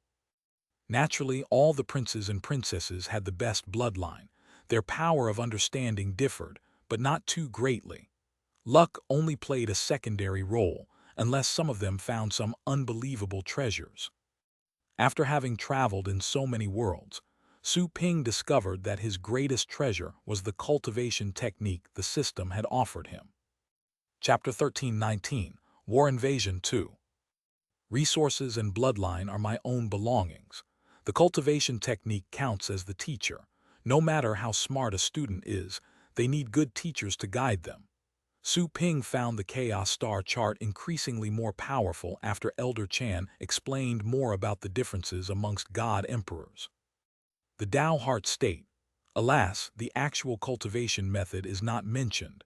There's only a brief summary. I must comprehend the world and look within myself, but there's no specific method to follow. Su Ping shook his head. He couldn't ask for anyone's help, as the elders couldn't teach him how to comprehend it. They could only share with him their own experiences of advancement. He learned about some of the experts' advancement experiences through Elder Chan. Besides grasping enough paths, they had to find their own Tao. The oceanic universe of clouds, for instance, was a simulation of observed constellations. Its main attribute was infinite vastness and smallness. Once the expert harnessed the power of said universe, he would be able to crush Su Ping's own, which had yet to attain an attributanto, an infinitely small grain of sand that could be destroyed easily. That was the difference between a god king and a god emperor. Once they condense their own Tao heart and give attributes to their universes, it becomes easy for them to crush celestial state universes without attributes. The gap is even larger than the one between the celestial state and the Star Lord state. Su Ping's eyes glittered. He thought it was because he hadn't comprehended enough Tao glyphs, so he couldn't accomplish a qualitative change. Maybe I'll be able to grasp the Tao heart when I crack enough Tao glyphs. Once he learned about Joanna's situation, he left her at the counter and told her that professional training would always be available in the store as long as he was there. He needed to save as many energy points as possible to upgrade the store to level 9 and unlock all of the system's abilities. Considering the store's daily revenue, it wouldn't be long for him to achieve that goal, his estimate being from 1 to 200 years at most. That was a mere blink for an ascendant state expert. Has my master and the others visited me lately? Su Ping asked Green Lady telepathically. Your master came to see you once when you were training in seclusion. He's on this street right now. You can go find him, replied Green Lady. He had already sensed that Shen Huang and Kai Hua were on the street. There was another celestial state aura aside from theirs, which belonged to Su Kong, their ally from back then. Su Ping found a few familiar auras at the place where Su Kong lived, including the one that belonged to Qing Hongyu, who competed with him over Yi Chen's relics. Master, I heard that you were looking for me, Su Ping said to his master telepathically. Shen Huang, who seemed concerned while in his room, heard Su Ping's voice and felt refreshed. He said quickly, your training is complete. I'll head over to your place. Is it about the crack in the universe? Asked Su Ping. Shen Huang nodded. Yes. The drones and explorers we deployed were stationed outside the Mayhem Star Zone. However, only some remain to monitor the situation. That place is already an ocean of blood. All the criminals who failed to escape in time are dead. Su Ping slightly changed his expression and felt a heavy heart, because of the things beyond the crack in the universe. That's right. The crack is even wider than before. Countless worms are coming out to invade our side. Some creatures that cannot be detected seem to be mixed amongst them. They must be the aliens living beyond the crack, said Shen Huang solemnly. We too found the ancient corpse, but all mangled and torn apart. Only some parts remain. Our computers ran simulations to recreate the scenes that caused the corpse to end up like that, finding that the ancient corpse went through a terrifying battle until it was torn apart by the aliens. The remaining pieces are still outside of the universe's crack. Su Ping felt dazed. The ancient corpse was a god emperor back when it was alive. Its body had withstood the passage of countless years, and yet it was torn to pieces. It was clear that the owner of that mysterious hand coming from a place beyond the universe's crack had to be another god emperor. If they did invade, they might be anywhere in their universe at the moment. Considering the power of a god emperor, it was very easy for them to cross galaxies. Then what about the situation outside? Su Ping's heart was heavy. Shen Huang said, "The worms that invaded from outside the universe are infecting all 12 star zones, starting from the Mayhem star zone, including the barren areas. The sages of the planet of origin have already sent out an announcement, hoping to gather the power of humankind to resist the worms, but no one has truly welcomed their request." Su Ping was in a momentary stupor, then his eyes turned cold as he remembered the Saint King he killed. The planet of origin's intervention in the Mayhem star zone is too disappointing. Right now, the celestials of every star zone are defending their respective territories on their own to fend off the worms. Shen Huang sighed. If the Mayhem star zone event hadn't taken place, the announcement from the planet of origin could have gathered the willing power of the 12 star zones, significantly reducing casualties. However, they had lost their old authority. The Interstellar Federation was already gone. To handle the crisis, the 12 Celestials only cared about the trouble in their own jurisdictions. It would be manageable if the scale of the worms wasn't too big, but a lot of people would die if it was too much for a star zone to handle. "What's the situation with the worms?" asked Su Ping, who had thought of that too. Shen Huang sighed. "We can still deal with their current numbers. However, according to the drone feeds, more and more worms are flooding in. Kai Huo and I think that we should make alliances with neutral celestials. We have to rely on ourselves if the planet of origin is no longer trustworthy." Su Ping nodded. "That works. We must shed all prejudice in times of war." Shen Huang said with a bitter smile, "Even a 3-year-old knows that. Unfortunately, some of the Celestials are too dumb to think this through." "I can go to the battlefield too if I'm needed," said Su Ping. Shen Huang quickly dissuaded, "You must not. There's an unpredictable and well-hidden power moving with the worm tide. I suspect that they have other purposes. We'd be able to manage. Don't leave the store easily. Given your cultivation speed, you might be able to create a new situation for humankind a few thousand years later. Even if we're pummeled after dealing with the worms, we'll be able to recover in time with your help." Su Ping was slightly stunned, not expecting his master to place so much hope on him. Furthermore, it meant that his master was not optimistic about the situation. He was planning to fight a protracted war for thousands of years. After a moment of silence, Su Ping said, "Master, you can ask the ascendant cultivators from our star zone to train pets in my store. I can help them strengthen their pets. That'll be the least I can do. I've heard a lot about your pet training expertise, but they all consider their pets as ultimate treasures. Although they think you're strong and talented, not many of them trust your training. I'll talk to them and see if I can convince them to come," said Shen Huang. Su Ping nodded. "Whatever happens, you must not leave the store's protection. You are our last hope," said Shen Huang solemnly. After taking a deep breath, Su Ping said, "I'll try to improve as fast as possible." The shortage of time became increasingly clear to him.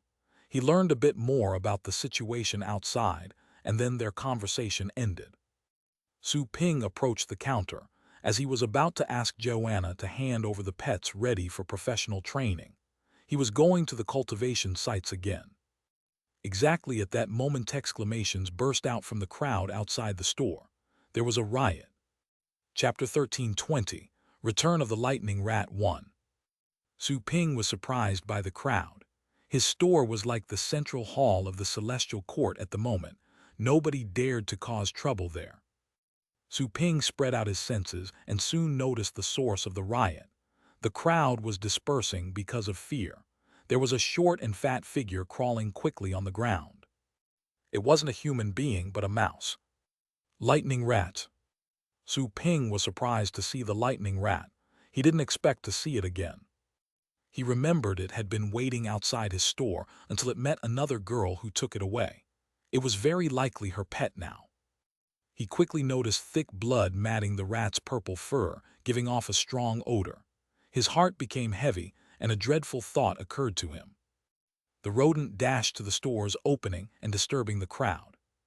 "Whose pet is this? How dare you cause trouble here?" A Star Lord customer stepped up, about to capture the lightning rat. But then Tang Ruyan recognized the lightning rat too. She quickly said, "Don't touch it." Slightly dazed, the customer could only stop reluctantly. That was Su Ping's territory. He was only trying to make a good impression by helping capture the little rascal. But since Tang Ruyan, Su Ping's employee, took action, the pet was probably related to the store.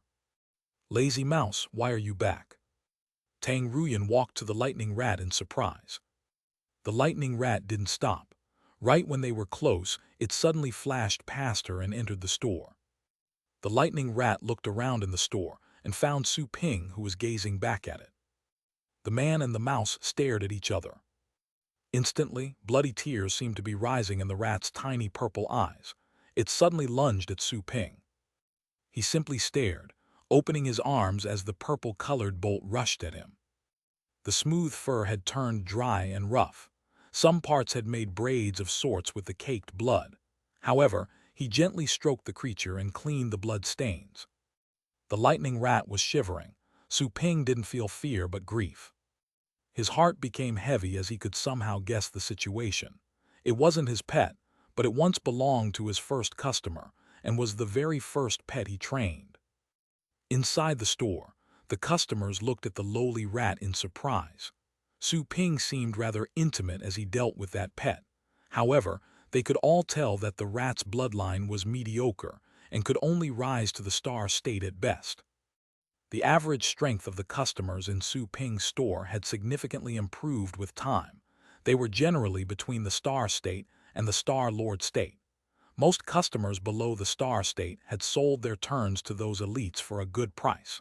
Su Ping didn't do anything about it since they were mutually consenting deals. The lightning rat gradually calmed down after being caressed for a moment. The next moment, purple light gathered on its body. It craned its head while held close to Su Ping's chest. After that, a purple bolt of lightning was concentrated on its forehead, which was its soul. It was voluntarily offering its soul and trying to make a contract with Su Ping. Su Ping paused for a moment and stared at the creature in the eye. A moment later, Su Ping released his soul power and established a pet contract. From that day onward, the lightning rat would be Su Ping's pet. Once the contract was signed, Su Ping's speculation was confirmed. Why? Su Ping communicated telepathically and tried to figure out what the lightning rat was thinking. Very soon, a picture popped up in Su Ping's head. It seemed to be some sort of desolate planet, but it was already a battlefield. Lots of missiles and other hot weapons had been deployed on plains and hills. Many bombs were exploding in the distance. The smoke left by the flying missiles had marked the sky like claw marks.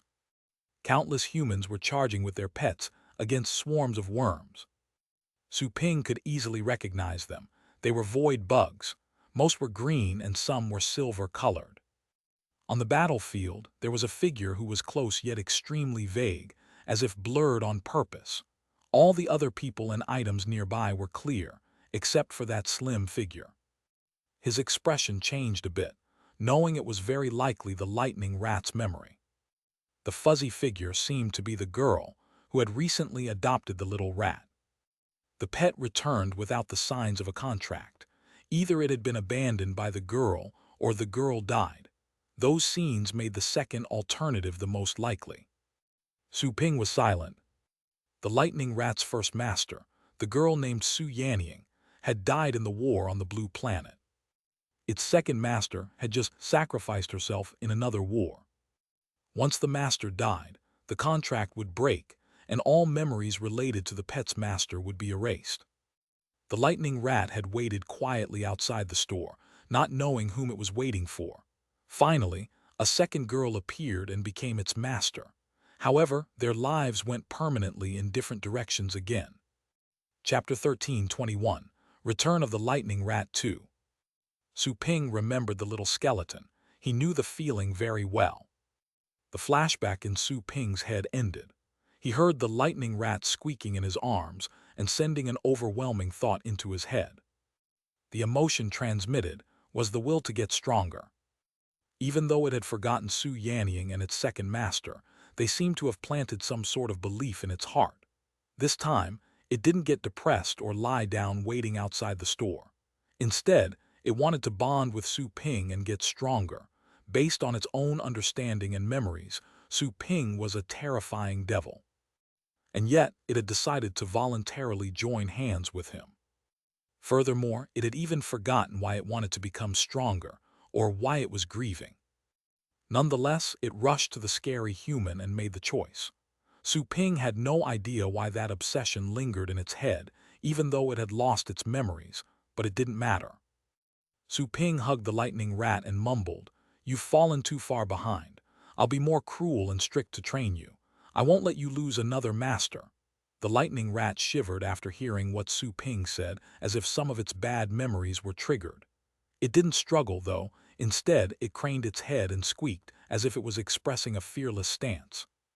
Su Ping touched its head and then picked a few pets for professional training from Joanna.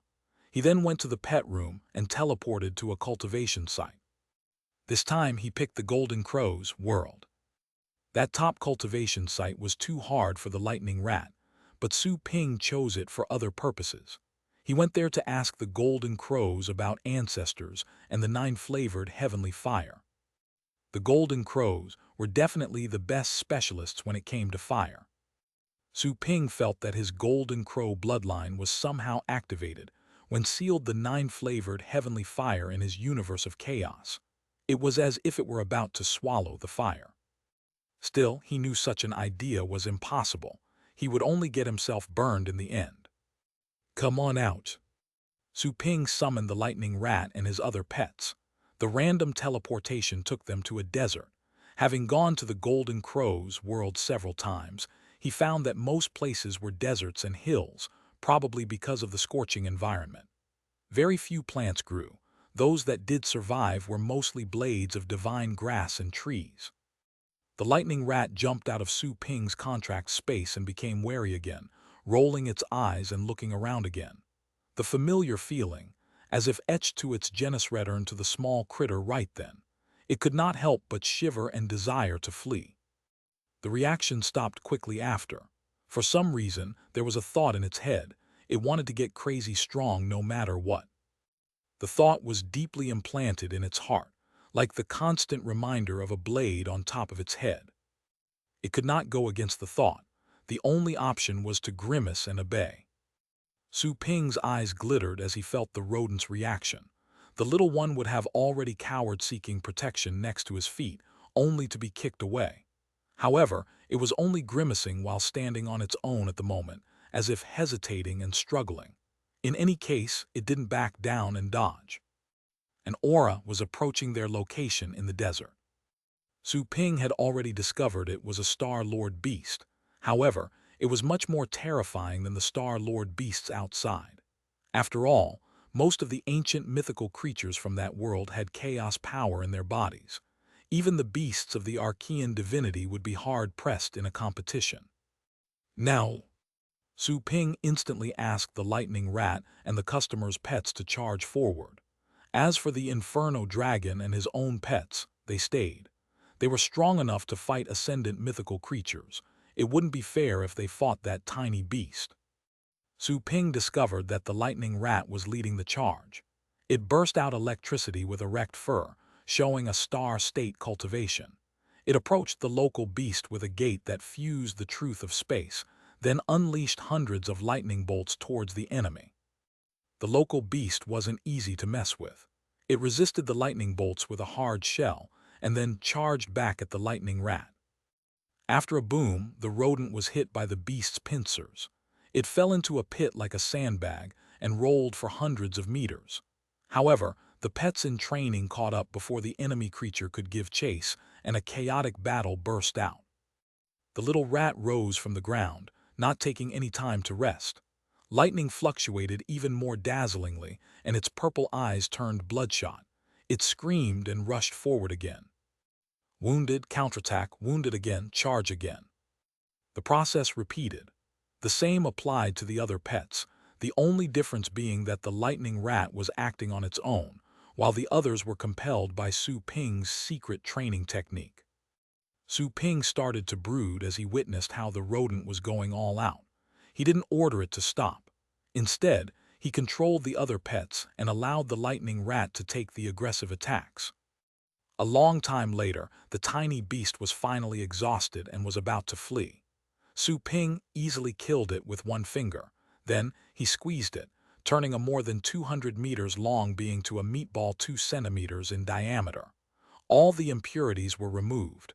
Only the fleshly energy remained. Su Ping threw it to the lightning rat and touched its head.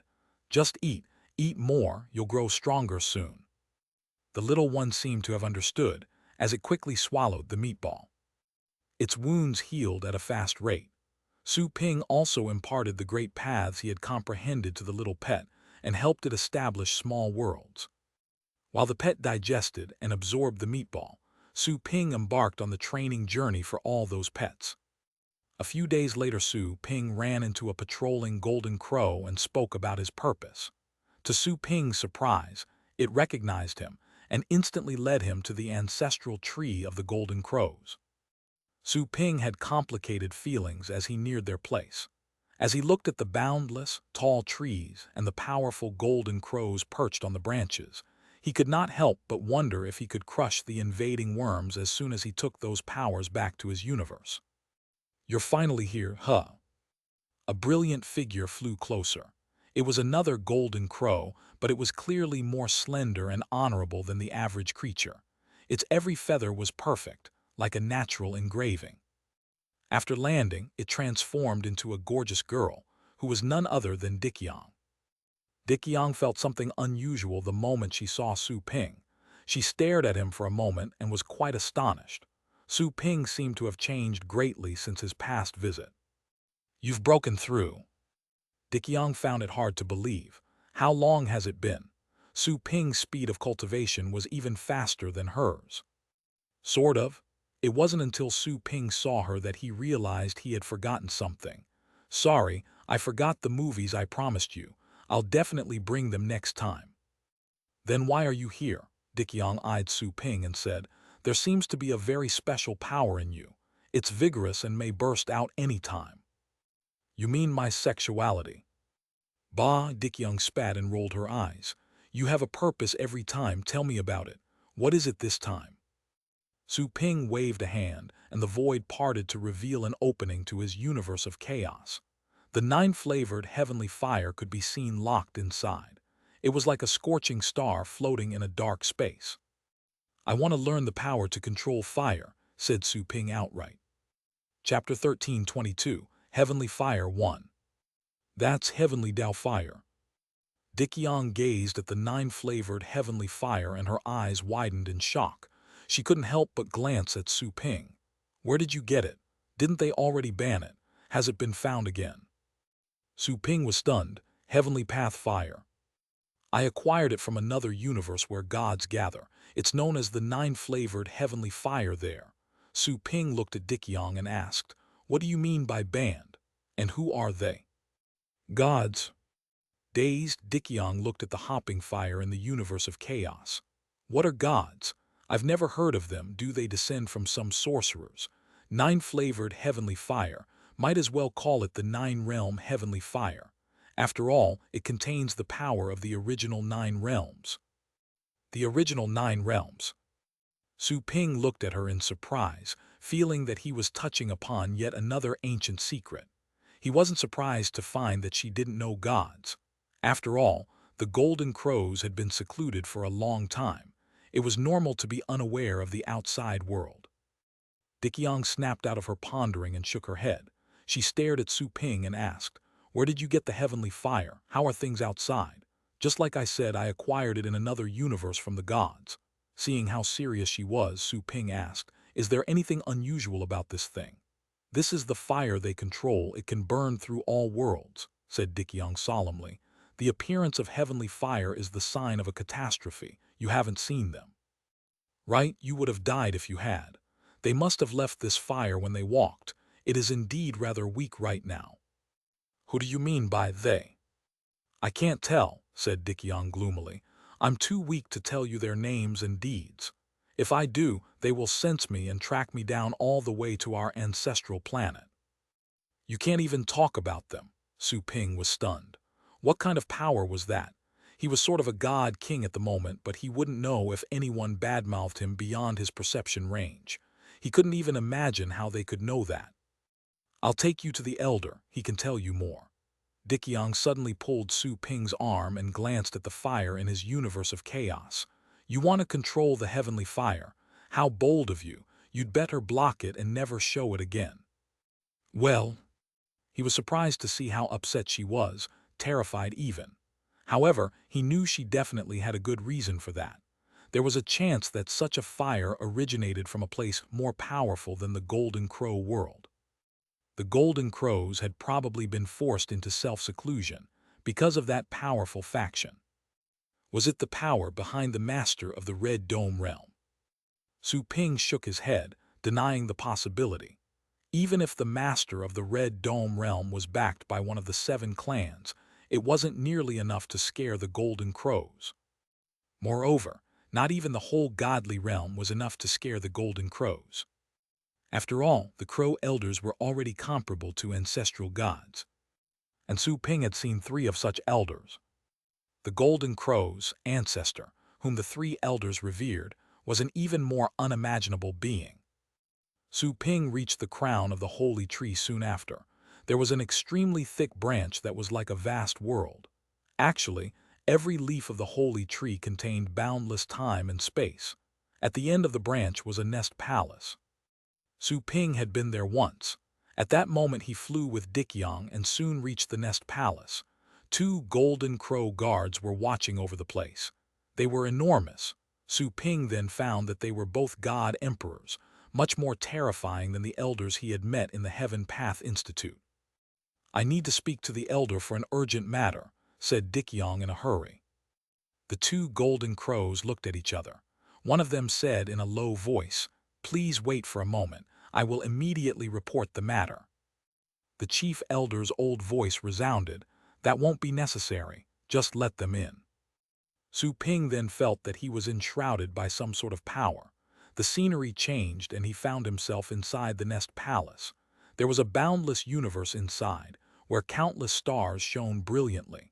The young man seemed to be floating in space. In front of him was a majestic golden crow. Chief Elder. Dickion recognized the place and was stunned, not expecting the chief elder to directly take them into his universe. I inferred that there was something very important you wanted to talk to me about. This is my universe. Young human friend, feel free to talk about anything. The chief elder slowly turned around while swallowing a brilliant star, hot steam coming out. Su Ping was stunned by what he saw. Legend had it that the Golden Crow transformed into the sun, but he had just seen one eating the sun this day. Before Su Ping opened his mouth, Dickion felt the urge to inform. Chief Elder, he's carrying the heavenly path fire. The chief elder widened his eyes. Is that so? Su Ping was quite straightforward too. He opened his universe of chaos and revealed the 9-flavored heavenly fire, then said, I'm here because I hope you can teach me how to control it. Chapter 1323, Heavenly Fire 2. It truly is heavenly fire. The chief elder slightly changed his expression after seeing the 9-flavored heavenly fire. He gazed at Su Ping and asked, Where did you find it? What is happening outside? Su Ping was stunned. Dickion had basically asked the same thing moments before. I got it from a powerhouse in the realm of gods. Do you know more about the background of this fire, Senior? I want to learn more about it, said Su Ping curiously. The realm of gods, the chief elder mumbled, so it was truly created in the end. Created. When chaos was split up, the mythical creatures were born. The chief elder stared at Su Ping and told him about the ancient secret. All living creatures have a certain hierarchy. Mythical creatures are no exception. The most powerful mythical creatures called themselves sorcerers. There were altogether 12 powerful sorcerer clans that controlled the world. The Golden Crows were among those clans. The elder continued, Our ancestor was the Golden Sorcerer, one of the 12 sorcerers. Besides us, the other sorcerer clans were also powerful. Some of them attempted to create other life forms. As far as I know, one of the clans intended to establish a race named gods. They tried to separate the godhood imbued in the mythical creatures' bloodlines and with it create pure divine lives. I didn't expect that they would actually succeed so many years after that war. I remember that all their initial products ended up in failure. They either went out of control or died too young. The only survivors were not the gods that they intended to create, but monstrous behemoths known as titans. Titans had unimaginable power, but they were stupid and knew nothing but destruction. They gradually went extinct. The titans. Su Ping was shocked by the revelation, suddenly remembering that Joanna's bloodline, according to the system, belonged to the ancient Titan gods. The chief elder looked at Su Ping and asked, "You obtained the heavenly fire from the gods. In other words, the sorcerers who created them should still be alive. Were they caught in a brutal war?" A brutal war. Su Ping was again mesmerized by the questions. He asked, "Where did they fight?" "There's no war." The chief elder was stunned. Su Ping didn't seem to be lying, so he said with glittering eyes, "Do you remember the heavens I mentioned last time? Heavenly fire was actually a skill of the heavens. It can burn through all worlds. We secluded ourselves and the clans of chaos split up, all because of the heavens." The heavens. Su Ping immediately remembered the remains of high heavens on the list of the system's cultivation sites that he had yet to activate. The ticket fee to enter that place was astronomical. He hadn't made up his mind to pay it yet. "What are the heavens? Why did they wage war against all of you?" asked Su Ping. He didn't ask much the previous time, and the chief elder didn't explain either. This time, though, he wanted to get to the bottom of it. He thought that he was tapping into the deepest secrets from ancient times. Not even Dickyong dared to mention the heavens directly. There wasn't any information about the heavens in the worlds of deities and gods. They had to be some terrifying hidden power in history. The chief elder was silent for a moment, while the nine-flavored heavenly fire was reflected in his eyes. A moment later, he finally said, "The heavens were born together with us, the mythical creatures. Still, they are different life forms, and I don't know the specific reason for their birth. There have been many speculations. The first belief is that the heavens, just like us, were born when chaos was split up. They were life forms condensed by another energy. In a sense, they were purer. The second idea is that they were born from the assorted power released by the mythical creatures after the rise of the 12 ancestral sorcerers. To put it simply, they were lives based on the emotions of those mythical creatures. The third and last speculation is that they could be invaders from outside the chaos. But if that were the case, it means that there are other spaces beyond chaos. The chief elder looked at Su Ping and added, "Right now, most of us are inclined to the first speculation. It's impossible to confirm the second one. The third speculation is the most unlikely. After all, there are billions of universes, and we can create universes of our own. Our ancestor also mentioned that beyond chaos there's absolute darkness. There can't be any life. This world of chaos already contains countless timelines and spaces. Even if chaos is broken, there's nothing but boundless darkness. It's impossible for lives like the heavens to be born." Breaking the chaos.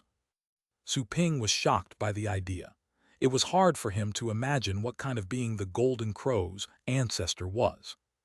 That was also the first time he heard about those secrets and learned of the unknown darkness beyond chaos. There was an indescribable emotion in the chief elder's eyes.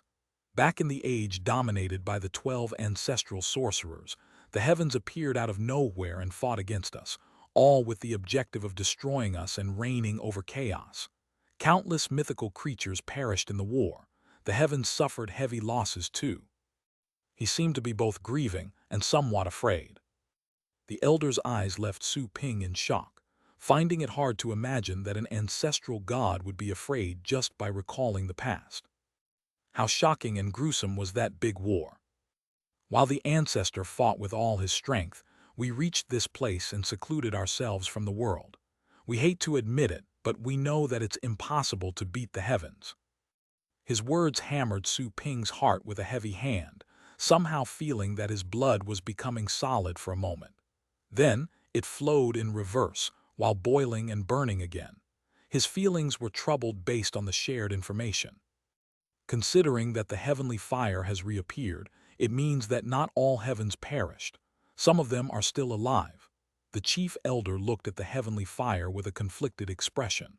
A lot of ancestral sorcerers died, but they failed to exterminate the heavens. It seems that this catastrophe has yet to end. Su Ping was silent for a moment.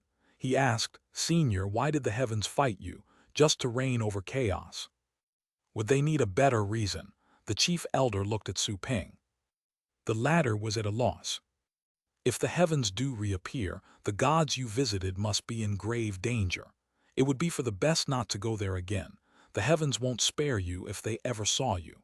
After all, you carry the golden crow aura, and your talent is not bad." Dikyang looked at Su Ping with concern, and had to reluctantly admit his talent in the end.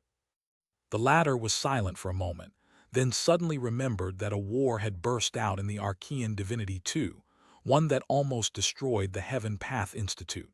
The Institute's experts and the students fought enemies in the wilderness. Were their enemies also the heavens? That speculation had some likelihood to it. After all, when tracking down the source of the war, it could be because the different godly clans were fighting over territories. Alternatively, they were fighting together against an invader. As for that invader, Su Ping couldn't think of a second candidate other than the heavens that could have the potential to push the Archean divinity to that extreme. "I should ask the elders of the Institute about the details of the war." Elder Chan said he didn't know.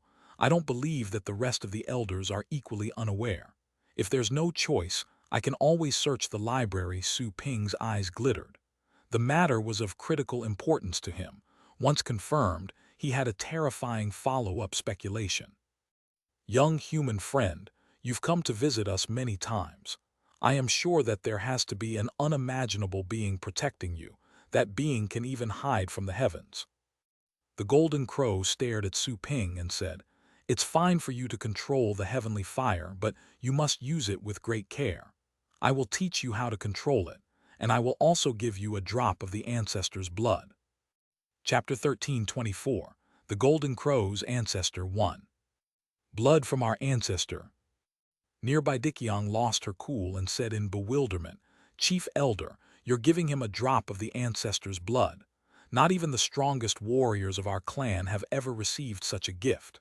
Worse, he's not even a member of our clan. Can he absorb it?" The chief elder said calmly, "Special times call for special measures. This young human friend is not from our kind, but I do hope this generous act can break some sort of boundary. He's a human, but his bloodline has been transformed into that of the primitive Chaos clan. He can absorb any bloodline now. However, how much he can absorb will depend on his determination." Dikyang felt dazed for a moment. She looked at Su Ping with a troubled expression, not saying anything else. She wasn't jealous of him. Rather, she regarded Su Ping as a friend. She was also willing to act in a similar fashion if she could truly give something good to Su Ping and break a certain restraint. "The heavens have reappeared and a catastrophe is underway. You must seize the opportunity," Dikyang said to Su Ping. The latter was certain that she was misunderstanding something. He acquired the fire from the gods. Even if the heavens did reappear, they would only end up in the Archean divinity and wouldn't be a threat to him.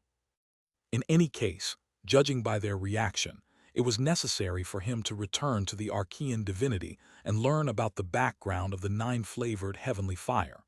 Considering Elder Chan's information, the heavenly fire seemed to be a local specialty of the Red Dome realm, which had existed for a long time. He had to find out more about the subject. "I will always remember the favor granted by the Golden Crows." Su Ping cupped his hands before the chief elder, choosing not to courteously refuse. Judging by Dikyang's reaction, the ancestor's blood had to be extremely precious. He did need power to protect himself and those around him. The chief elder nodded. Su Ping had clearly considered his favor to be a favor done by all their species, which made him feel that he had made the right decision. It wasn't his personal investment, but that of the Golden Crows as a whole. If the heavens did show up, the Golden Crows would be found, even if they were in hiding. If that were to happen, it was better to make a single front with their allies and fight back. This is the original divine fire technique. The Golden Crow unleashed a magnificent aura of chaos that enshrouded Su Ping. A distant and vague thought drifted into Su Ping's head, along with an infinite amount of information. Su Ping felt that the universe around him suddenly disappeared, and he was floating in chaos. Both the Chief Elder and Dikyong vanished. Many Tao glyphs flew around him, forming an ancient sutra. He noticed as those Tao glyphs flew around his body as if they were alive. They contained arcane riddles that would have puzzled him in the past. However, his universe of chaos helped him comprehend those glyphs much faster. He used to be like an apprentice who had to cut trees down from the bottom of a hill to the very top. Now, he was able to see through the mysteries of some Tao glyphs and crack them quickly. Su Ping was soon able to calm down. He locked onto a series of Tao glyphs and narrowed his eyes to study them. Time flew. Su Ping sat cross-legged in that isolated time and space within chaos, without feeling the passage of time. He was completely devoted to the Tao glyphs around him. Maybe 1 year, maybe 100 years, or maybe 10,000 years. One day, all the Tao glyphs were parsed and interconnected. The resulting phenomenon was obvious. This is the path of origin. Su Ping was in a trance. He had thought that such a fire-controlling technique was a unique ancient skill. He didn't expect it to be an original path. Everything has a beginning and an end. This is the path to start.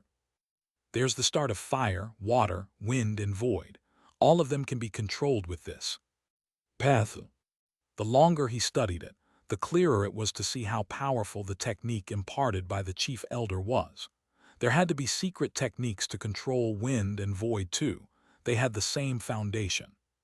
Su Ping opened his hand and a flame emerged. It was the fire made of his perfect path of fire, which gradually transformed into a crimson dagger. Whoosh! Su Ping threw the crimson dagger and immediately detonated part of the nearby space. A fire was spread out and then was suddenly compressed, consuming and swallowing everything in the vicinity.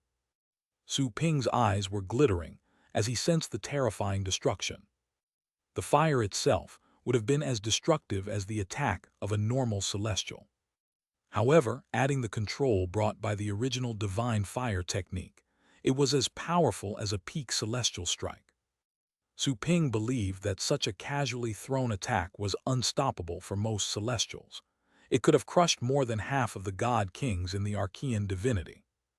That was only the fire I just condensed. If I used heavenly fire, Su Ping's eyes glittered with excitement. Exactly at that moment, time and space dispersed before his eyes, and the previous boundless universe was revealed. Su Ping floated in that universe and met Dikyong and the Chief Elder again. Looks like you grasped it. The Chief Elder looked at Su Ping with solemn and affectionate eyes. Su Ping's talent was even higher than expected, having grasped the original divine fire technique that quickly. He was even as remarkable as Dikyong, who carried the ancestors' bloodline. Dikyong was naturally intimate with the path of fire thanks to her bloodline. Cultivation was as simple as eating and drinking for her. Although Su Ping also carried the Golden Crow's bloodline, it was thin and ordinary, nothing when compared to Dikyong's. Chapter 1325, The Golden Crow's Ancestor 2. Thank you very much, Senior. Su Ping was quick to offer thanks. Then he asked, I wonder how long have I been cultivating? 1,200 years, said Dikyong gloomily while she stared at Su Ping. It had taken her 1,000 years to grasp that technique. Su Ping turned out to be almost on par with her forte, the aspect she was most proud of. That long? Su Ping was really taken aback. He did sense that a long time had passed, but he didn't expect it to be 1,000 years. He had only cultivated for 100 years before that. Although he was cultivating one of the best secret techniques, That single session took 10 times more than his entire life thus far. It was crazy. You think it's too long? Dickyong rolled her eyes and said, some of the talented members of my clan have to cultivate 5 to 10,000 years to grasp this technique. Some even failed after going at it for 10,000 years. What you did was crazy. Well, Su Ping was speechless. He never considered himself smart. Unconsciously, he was going to say that it was because you were too stupid. But he managed to hold it back before he spat it out. Don't worry, you are cultivating in your mental space. Time flows at a different speed in my universe and in your mental space. Only a year has passed in the outside world, said the chief elder. A year? Su Ping calculated and realized it had been more than 1 month since he left the store. He couldn't help but feel worried about the situation outside. However, he also felt that grasping such a powerful technique in only 1 month was time well spent. It would have been worth it even if he truly spent 1,000 years in the real world. Now I will give you the ancestor's blood. It's straight from our ancestor's heart, where his essence and soul power is concentrated. It'll help you improve your physique and cultivation. But most importantly, you'll be able to enter the ancestor's consciousness with the blood. The chief elder added solemnly, if you're lucky, you might be able to detect the ancestor or even receive his guidance. If your luck isn't as good, you'll still be able to feel the world that the ancestor felt, which will be a rare and precious opportunity for you as it is. I hope that you'll cherish it. Su Ping was stunned. I can feel the world that the Golden Crow's ancestor felt. What kind of marvelous item was that? It was almost unimaginable. It was a dream opportunity for anyone. Even an ancestral god would yearn for it. All the god emperors in the Archean divinity would fight over such an opportunity. Chief Elder, you're truly generous. Dickyong smiled bitterly. She didn't expect the elder to hand him blood, an essence blood from the heart, no less. It was an opportunity that even she would envy. The next moment, Su Ping felt that he was standing in front of the chief elder. He was surrounded by a pair of brilliant and gold wings, as if entering the chief elder's embrace. Then Su Ping saw the most dazzling star, right before his eyes. Vast. He couldn't describe what color it was. It was neither golden nor silver, but it was extremely splendid and glorious. Su Ping detected a primitive aura coming from the star, something that was beyond all living things and even the universe itself. Su Ping felt a lot of things during that brief moment, such as life and death, chaos, origin, time and space, and many others. The next moment, the dazzling star flew towards Su Ping's forehead. The auras became even more intense. Su Ping didn't move to dodge, simply letting the dazzling star shoot into his forehead. His mind was instantly on the verge of exploding. Infinite sets of information were blossoming, taking him to a dreamy and colorful world. Countless insights were flying in his consciousness. If Su Ping had never grasped any paths before, he would have quickly grasped perfect paths at that moment. Right at the center of those paths, Su Ping felt that a majestic and intimidating figure was standing. Endless paths surrounded the aura, like a gesture of worship. Even the paths were awed by the aura. While following the paths, he drifted onward and saw the origin of that majestic energy. It turned out to be a figure standing in the vast universe. The universe had countless paths flying about. The figure was so magnificent that it seemed to have filled up the whole universe. Stars and galaxies seemed to be tiny dots of light on the edge of its wings. It was hard to describe the shock. Su Ping felt that his blood was boiling and flowing backwards. While staring at the massive sight, his mind almost went blank, forgetting everything except the great shock. Inul, is this the Golden Crow's ancestor? Su Ping mumbled. His words seemed to have disturbed both time and space. The grand figure emitted some ripples. Then Su Ping heard a godly and gentle voice in his head. You're from the primitive Chaos clan. Wait, there are several different auras in your body, huh? There seems to be something else in your soul. Dazed, Su Ping slightly narrowed his eyes. Is the guy talking about the system? If that was the case, the Golden Crow's ancestor was truly terrifying. It was the first time for Su Ping to encounter anyone who could sense the system. "You must have acquired my essence blood before you came here," said the ancestor, "but you're from another race. Is it because the heavens have come again?" Su Ping said nervously, "Senior ancestor, I'm here to seek the great Tao." "Why do you seek it?" Su Ping felt dazed after that simple question. "Why?"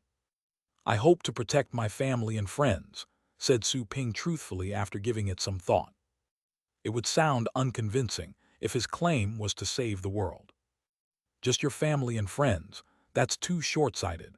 The ancestor's voice turned cold, obviously dissatisfied with Su Ping's answer. Su Ping said with a bitter smile, "How can you protect anyone else if you can't protect your family and friends?" After a moment of silence, the Golden Crow's ancestor said coldly, "Those clans thought exactly the same, which resulted in today's situation. The Golden Crows had to seclude themselves. I left that instruction because I hoped to break the boundary. Those who are not from our kind can be helped." Unfortunately, it was clear he was deeply disappointed in Su Ping. He was willing to offer his essence blood, and even allowed the chief elder to give it to someone from another race. However, the chosen one seemed to think just like the others in the past. Would the catastrophe happen again? Su Ping realized what the ancestor meant and hesitated. He too agreed with him. However, he thought that the guy might have misunderstood him.